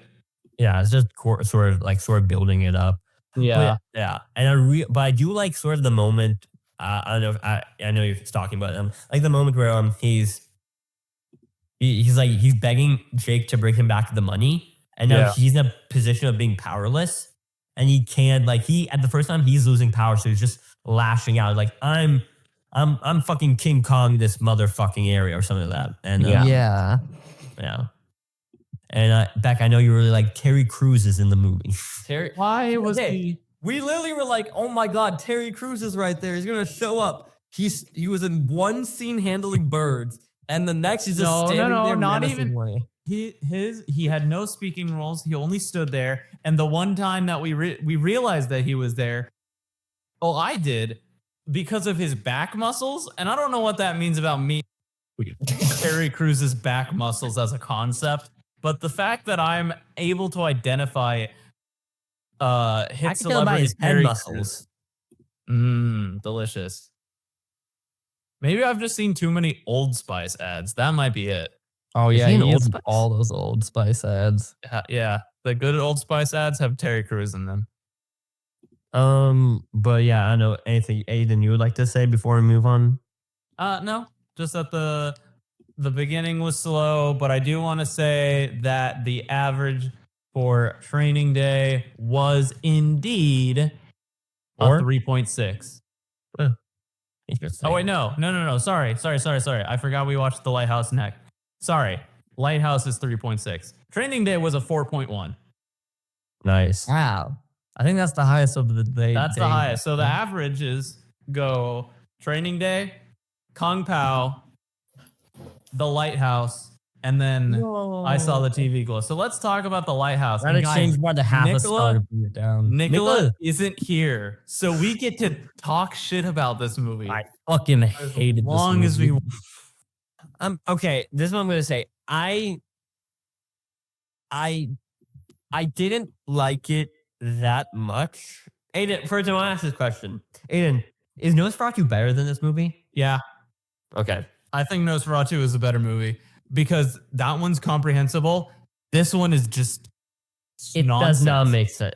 Yeah. There's no scenes in this movie that make sense, and a lot of it, I might take a half star off actually. And then Just even 'cause when of- stuff like was like, oh wow, this guy killed a guy. Wow. I'm just like, so he killed the guy. Oh wow. Why? What? Why? What's happening here? I don't get what's moving forward. I don't know. Yeah. Because something about, I could say, at least the TV Glow, I saw TV Glow, it had something, an allegory. I knew what's happening in some sort of level. Yeah. The Lighthouse, I want to like Robert Eggers as a director. I can respect a lot about this movie. I think it was shot pretty good. The acting is pretty good. Like, this movie is way more of a vibe than anything else. This movie is just a vibe, you know? But if you don't like the vibe, you're not going to like this movie. And I think Nicola is the type of person who would like this type of movie, the vibe. He likes this movie. His movie at the end of the day is just a black and white sort of historical vibe. And that's a lot of the movie. But then the movie just does a bunch of kind of like, I guess there's probably some theory video explaining what it means at all. But like, I don't know. I feel like movies should at least be sort of comprehensible in some regards. Yeah, I did not feel comprehensible without like Nicola and Beck after the movie did watch like explain it. It's basically just fucking the guy who got his liver eaten out, like the Greek guy. It's basically that, but also based on true events. I don't know. The plot is these two guys are stuck on an island with a lighthouse. Willem Dafoe really likes the light. The other guy goes insane trying to see the light. Guy kills Willem Dafoe. Guy jacks off to the light so hard he falls down the stairs and they both die, and that's the end of the movie. Yep. It's like, it's type of movie where it's like, I can see maybe a lot of horror fans sort of liking this movie or something like that. But I'm like, I'm not the biggest fan of horror. It feels like a film I'd have to watch in a film class, you know? Yeah. It feels like one of those very sort of like early sort of like, I don't know, Doctor of Cabinet Caligari type of thing. Like, I don't know, like a very sort of that type of movie. So I do like Doctor the Cabinet of Caligari. I think there's some parts of that are very good. But what was I saying? And then yeah, no, but it's a bit like I'm okay with weird movies, but this movie is just a bit too weird. It doesn't make a lot of sense. I don't know. Yeah, I don't know. I think it's too weird, and it's crazy to me how Nicola had the weirdest film of the four of us. Yeah, because it seems like Nicola is like the least film major of all of us, and you had like the most film major movie. Like, this is like what a stereotypical film major would like say his favorite film is, you know? My film that I showed had a guy with a tongue and the tongue had a face and it Well, beat the French that's a stupid pyramid comedy. aliens. But that made more sense than It the did make Lighthouse. more sense than Lighthouse. Yeah. Like I think the first half of the Lighthouse before the storm happens is really good. And then the storm happens and they get stranded, and then I start getting mad at the movie. Because then it's like, you know, when you watch a movie like Shutter Island and you don't know if it's real or not. This movie is that, but they don't explain which parts are real or not. Yeah. It's none of it's real or something like that. Yeah. And Yeah, it's Yeah, all in I know. Willem Dafoe's head while he's like on a ship, you know? yeah. Who And knows? like, I would say a lot of it looks fantastic. Acting Yeah. is amazing. I but it's love the sort of aspect ratio and how they use it with the darkness and the black and white. Oh yeah, it's shot amazingly. but It's just that the movie is the movie part. it's just like, I don't know. I feel like there could have been like there are parts I liked, but there could have been like a much stronger story, I think. But I don't know, maybe we're not film major enough. I guess not. I do But have a few that's- other things. So if other people have other things to talk about, I'll talk about something.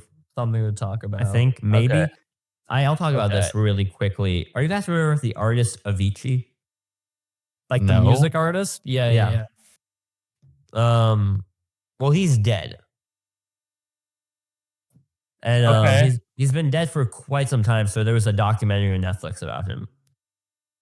Oh yeah, He's the I'll guy that admit. the nights waiting for love. Yeah. He did those songs, you know. But so I watched the documentary. It's pretty good. Kind of a sad documentary because since he did die by suicide. But no, it's a pretty good documentary. It chronicles his ride. And something that's really cool in the movie is that the fact that they get sort of him to narrate the documentary, not like an AI, but they had like a recording of him talking about his life and sort of used recording to narrate the movie, That's cool. which is I think it's pretty cool. But it was a solid documentary. First watch of 2025 actually. So my first watch of 2025 was Kung Pao. Yes. No, well, I feel like I watched something and then forgot to log it. I think I watched something else. Maybe it was Kung Pao. Oh, and technically it was Megalopolis. We all watched Megalopolis. We finished Megalopolis. We talked about it last week, how we watched the first half. I logged it on December 31st. I logged Me it too. on December 31st as well, yeah. Yeah. But I'm thinking about TV wise, if there anything new really. No, I don't think I've watched. Well, there's a anything TV show I started watching. Yeah. I started watching Watchmen on HBO. Oh, that was a good TV show, from what I remember. Like, I've started it and I'm liking it so far, but I'm caught between this weird area because, like, it's Watchmen, which is like based on the Watchmen comic. Have you seen the movie? I've seen the movie and It's I like- remember Yeah. some 'Cause parts of it. It's more But I'm based on the caught comic book. between- It's more based on Yeah, the yeah. comic book, by the way. I'm very caught between, like, is this meant to be like a confusing thing and like a mystery, or is it supposed to make sense because it's something from the comics and I haven't read the comics? It's going to make I'm sense as you watch the show more. It's going to explain. I hope I understand it like a lot more. Like I know who Rorschach is and I know like all this stuff, but it's hard for me to like know if I'm missing something because I haven't read the comics. It's way more based on the comics because in the comics, the big thing that happened at the end of Watchmen is it's a big squid that takes like that's the guy instead of a big explosion or something. I think it's a big squid, and from my understanding is that it's a sort of a post. It was sort of a modern take on what the Watchmen characters are like in like sort of our time, lore of the time, you know? Yeah. And sort of the Right characters. now, it's like very much about the police. Yeah, like, it's about police. The It'll get into police like can't use their guns white supremacy. without like it's approval, about white that. Yeah. supremacy and all this. All the classics. Yeah. But it won like an Emmy for best like miniseries or something when it came, the year it came out. It was pretty good from what I remember. Did you guys watch the Watchmen movies that came out last year? There's like 2 of them, the animated ones. Oh, the animated I ones, haven't, no. No. Because Watchmen has always been such a fascinating part of DC. Because it's by Alan Moore, the infamous comic writer we know, and he's Sure. written a We all bunch know. of he's a pretty big comic writer. So he's written a bunch of he's always been sort of anti-regular comic books. He always wants to go for a bit of a weirder sort of comic book stories. And Watchmen is it's sort of like a DC Elseworld story. But sometimes they do have comic book stories where DC characters interact with Watchmen characters. Yeah, but it They feels are. very self-contained as a story. Yeah, this. I mean, that's good. Yeah, Taking but that anything for else you want to comic talk about? You like this show? I like the show. Yeah, watching that. Do you guys ever start a show, watch season 1, drop it, and then try to watch season 2, and you were like, "Wait, what the fuck happened?" Because I tried That was just me with Adventures with Superman, just because I feel like the gap was just a long time, I and I started forgot this show everything. a while ago called His Dark Materials, and I was I bored heard one about night. that. Does that have And I James was- McAvoy? Yeah, it does. So I was I sat and watched through season 1 of that last year, but then I didn't really like it, so I dropped it. But I was bored one night being like, okay, I want a show to watch. So I'm like, okay, I should probably try watching season 2. I started season 2 and it played a recap video, and I forgot 90% of the plot points of this movie and 90% of the characters. I'm like, I What show can't was it watch again? this go. His Dark Materials. Okay.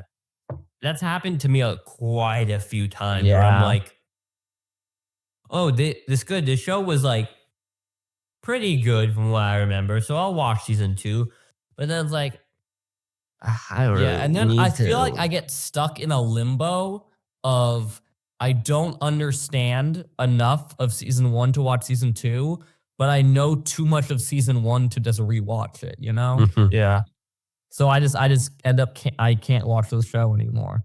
That's why I think that shows need to be good about releasing things close enough to each other. I think if you're making seasons for a show, they need to come within less than a year of each other. Because Yeah. once it's that long, you're gonna forget everything. Yeah. then it gets No something matter really- what. Yeah, but then you get really something stupid like fucking Cobra Kai season 6, where they cut it to 3 parts, and they're yeah. with a few months in between. Exactly. Those are all the same episode that they've just cut into whatever. Yeah, just release the whole season at once, instead of this weird cut part thing, Yeah. Yeah, I mean, that's just a problem with watching shows as they Yeah. air. Where I feel Yeah. like binging solves the problem because you're watching everything back to back. But then after binging, you feel really empty. Yeah. Because something like that, I think that's smart. It's I think there's only been a few shows that really managed to sort of surpass this, but it's very hard because The Boys is going to come out in 2026, the final season. Yeah. And that's 2 years. They've had 2 years actually between each season. So it's been maybe 8 years in total or something. I don't know.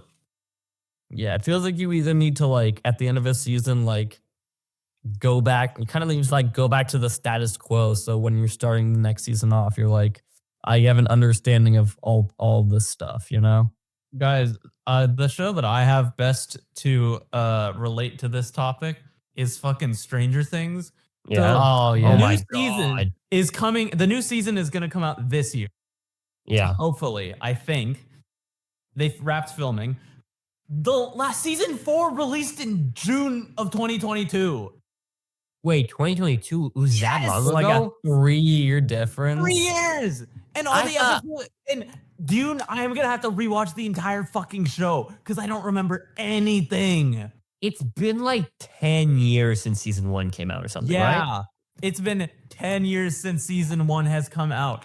And I'm going to have to rewatch this entire goddamn show to remember what the fuck is happening. And every episode of season 5 is supposed to be over 2 hours long. That's okay, just make movies at that point. Oh no, dude. I'm not going to want to watch that. I didn't rewatch the first 3 seasons for season 4, and it kind of hurt me because I did not really know I didn't what remember Lottie- anything. I didn't remember anything from season 1 or 2. Barely anything from season 3. I don't know.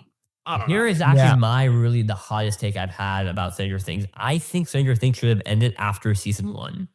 I think the first season's a really good. I had the perfect Stranger Things experience. In your You opinion, watched season 1 and stopped. It's a really good self-contained first season. Yeah, but here's the problem. The other seasons have amazing stuff in it. If you sort out all the dog shit. Like there's a lot of dog shit. There's so much dog shit. So much of it is bad. But there's also just like the best scenes of television that you've ever seen. Like the Robin and Steve scene when Robin comes out to Steve. Like that's just an amazingly written anything. Yeah. And like all like characters work so well, but then Murray comes on screen and you hold the gun to your mouth and you're like, but then you get like the Russian guy in season 3. And then you get Alexei and you're like, oh, this guy's great. I love Alexei. Yeah. There's a lot of good parts, but there's a lot of like I do not like what they do with Will's character every season. Like he's always gay or crying, you know? Here's my hot take. I only like of all of the children in the show, Dustin. Mike and Dustin. I don't like Mike. Mike's annoying. Mike is annoying half the time, but that's more times than the other characters. Max, I never liked Max. I don't like Max. I always thought Max was a shoehorn character that was meant to be a plot device that they realized was popular and needed to make a character. But her full character is Billy's mean. Then there's Billy's dead. Then there's Will. Will is a plot device in season 1 and a plot device in season 2. Season 3, he's sad because no one will play D&D with him. And in season 4, he's sad because no one's gay with him. No one's gay with him. Because everyone else has a good relationship with their friends. Beck, this is Will every fucking season. Every season, he either does nothing or cries. And then Lucas. Lucas is a character in the first 3 seasons. He is there as a character that does something. His sister's more of a character than him. I love Susie. Hands down, Susie's a top 5 character. I'm so mad they sidelined her.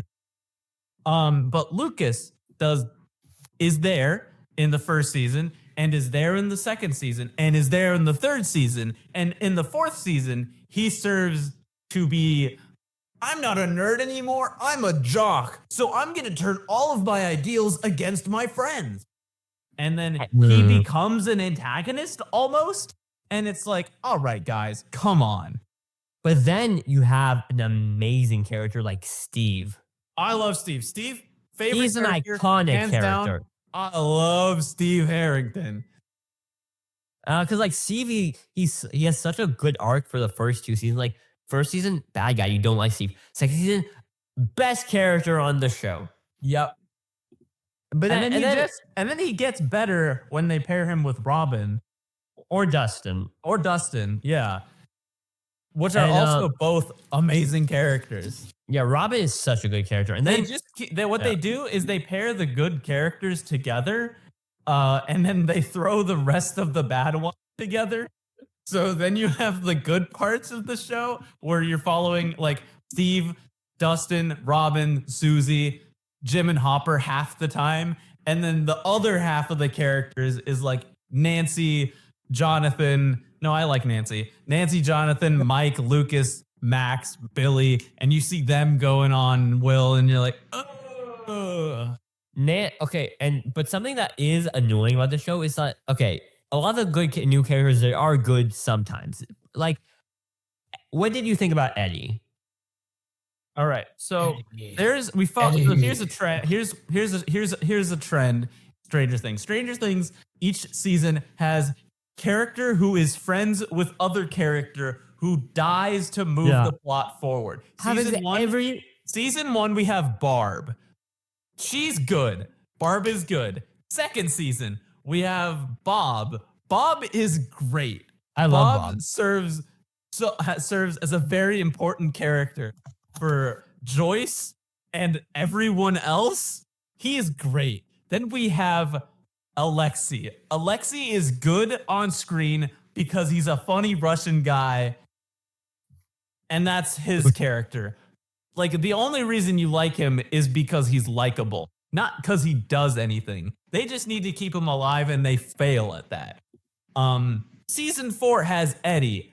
Eddie is like if you made Steve and Dustin, but like hyper, like you hyped them up and then pushed it together. He's not funny. He's not entertaining. I get as much entertainment value out of Eddie as I did with fucking Argyle. And Argyle didn't do anything. He was just high. Yeah. But we're not talking about the movie Argyle. We're talking about the character. We're talking about the character Argyle. The other new character introduced in season 4 that... yeah, but for some reason, because for me, Eddie just serves the same purpose as Steve. He serves, he's the babysitter, but like if he acted like Dustin and Mike, but for some reason, this character exploded on the internet, and it propelled Joseph Quinn, the actor behind him, into stardom. Yeah, because now he was in Gladiator 2. He was in the Quiet Place movie. He's gonna be Johnny Firestorm in the new Fantastic Four movie. Really? And so it propelled them into the media. Nancy and John, their storyline gets so like boring because like they just do the same things. Should we be we can't connect or something, like their relationship? We can't figure out the mystery if we're not dating. That's their whole plot. But I like Nancy as a character when she's not with Jonathan. When she's with any other character, like the kids or Steve, she's entertaining. Her and Robin in season 4 are great. Jim and Joyce, they're good, but can you just marry each other already or something? They're only good because it's Winona Ryder and no other reason. Yeah, I like David Harbour, but like not as Hopper. Yeah, like Hopper's like, why are you still sad about Bob? He died less than a year ago. I'm still mourning the loss of my daughter. Shut up, boy. Shut up, Joyce. Yeah, and so they're like, fine. I don't know. They bring back Martin Brenner for season 4 for some reason. He's the scientist guy? Yeah, he's the papa. Yeah, I forgot that his character existed. Now let's talk about the biggest one herself, 11. 11 is such a, I don't know. I'm not the biggest fan of Millie Bobby Brown as an actress. No. But 11 was a pretty good character for the first 2 seasons. For the first season, definitely she was great. Season 2, she's fine until she's bitching, and then she's annoying. And then season 3, she's like, oh, boys. And she doesn't do anything. And every season she goes, ah. And bleeds from her nose. Yeah. Season 4, she's cool. But like, also, I don't care about 11. I don't care about 11. The only thing that carries the show for me anymore is Steve and Dustin and Robin. And I don't even think, like, at this point now, like, it was cool how the Upside Down was like this thing that was like, this one group of people is going to save the world every single time. They're the ones in on it. And they're stopping it every time. But now it's like taking for all of Hawkins. And so I feel like there's going to be a lot more characters. And something I really can't follow about this show is the fact that, like, okay, who is the villain this season? Yeah, it's a Demogorgon. Where it's just Demogorgon. That's cool. That's good. Where it's just like one creature that is like, how do we stop this guy? And then season 2 is like, sure, an evolution. The guy that controls the Demogorgon. He's taking control of Will. There's some Demogorgon evolutions. We learn about that. And then season 3 is like, uh-oh, he got really mad. now there's another one. Uh-oh. And then season 4 is like, what if there was another one, but he was actually a guy the whole time? And I mean, I like Vecna. He's cool enough, but he's like, come on. Like, Come on. he's just Voldemort. Yeah. Anyway, I hope they kill Will. I hope they kill Max. That's my hope. It would have been so good if they actually killed Max at the end of season 4 instead of like. Because what's she gonna do? She's gonna sit in a hospital bed? She's blind and crippled. She can't do anything. She's Helen Keller, guys. Yeah. All right. Well, I think that's the end of the episode. No, I have 2 other things to talk about. Oh, you Save it don't. for next episode. No, I don't want to Things say for this snow. next time. Next episode. No, I'm Yours not. your Celsius. No. Goodbye. Listen. Okay, then what do you want to say? Okay, it's not funny anymore. Beck, I try to watch stuff before the episode, and you just keep trying to skip me every single time. Right, Beck? Okay, Can we'll you go. No, Beck, shut up. Beck, shut up, please. Okay?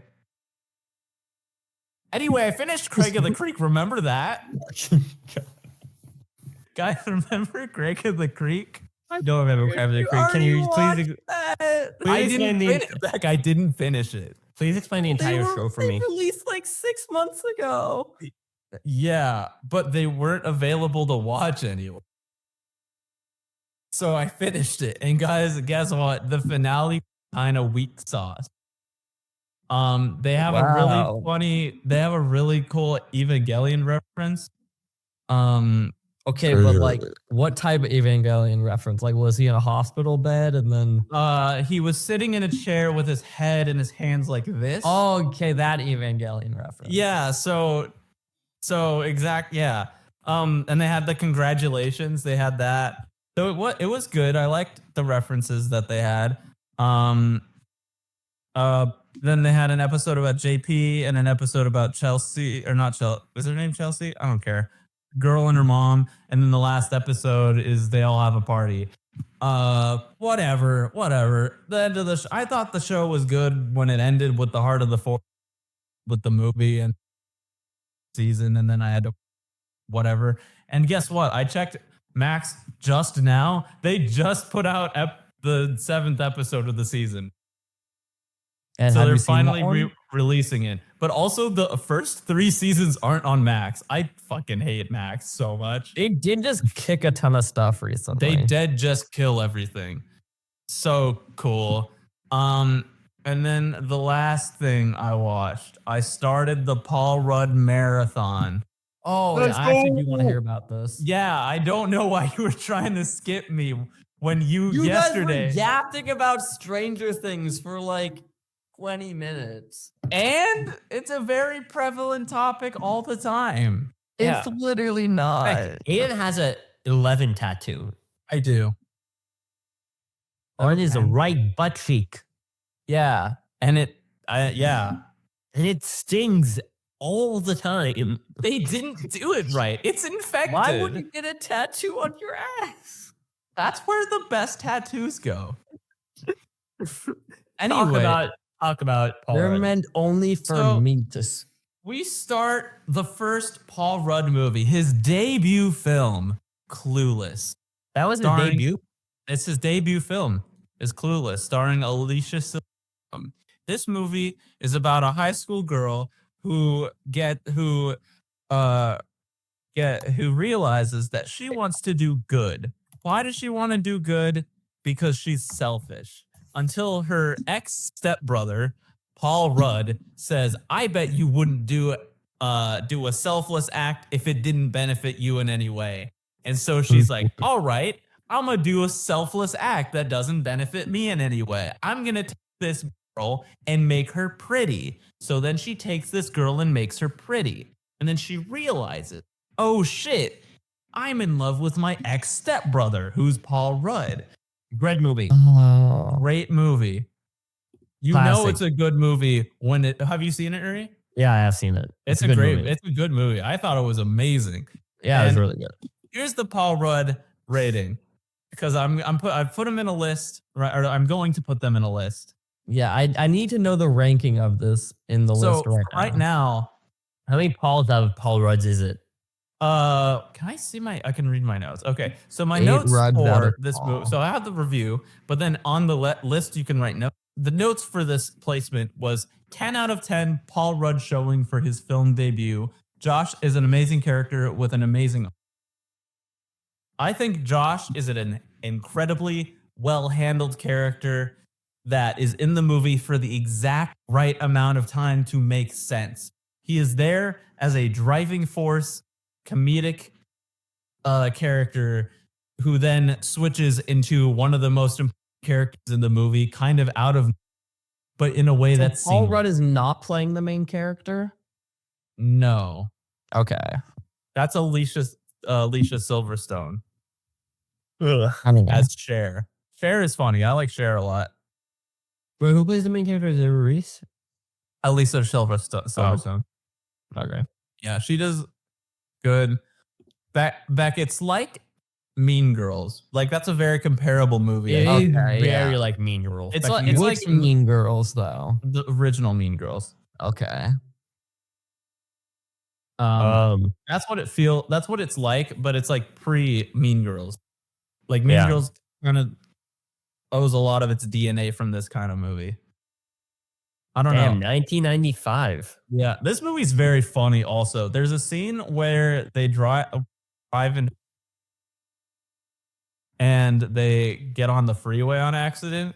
And at the end, when they get off of the freeway, we cut to Sharon. She's like, wow, turns out that life or death experiences really do bring people together. And while she's monologuing, hear the sounds of sex in the background, meaning they got off the freeway with Cher in the car and just started banging right in front of her in their convertible.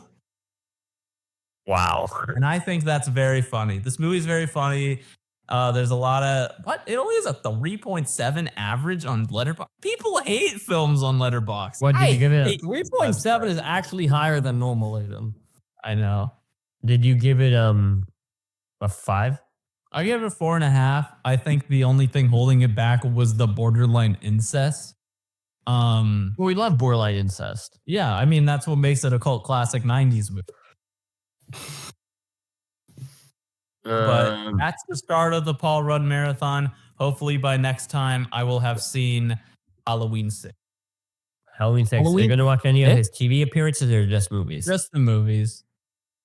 Yeah, because I can't handle Aiden watching the Friends arc. He's in a lot of long running shows. Oh yeah, wait, he's in Parks and Rec.